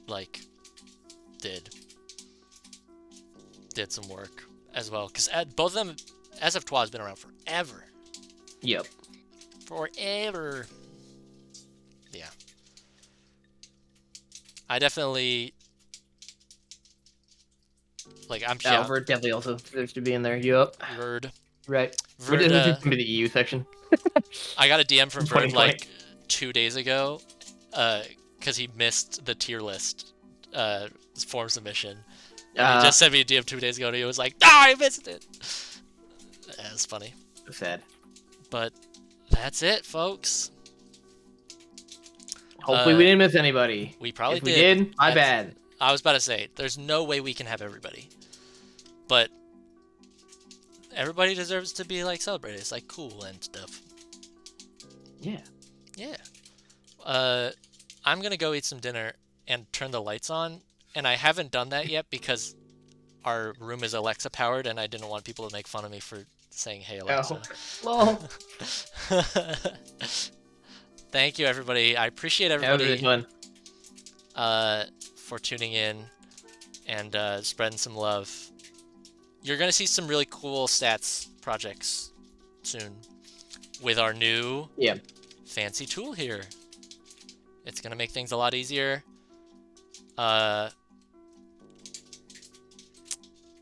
Cool stuff coming. Much love, folks. I'm going home. Thanks for being here. Thanks. All right. You are home. I am home. Bye.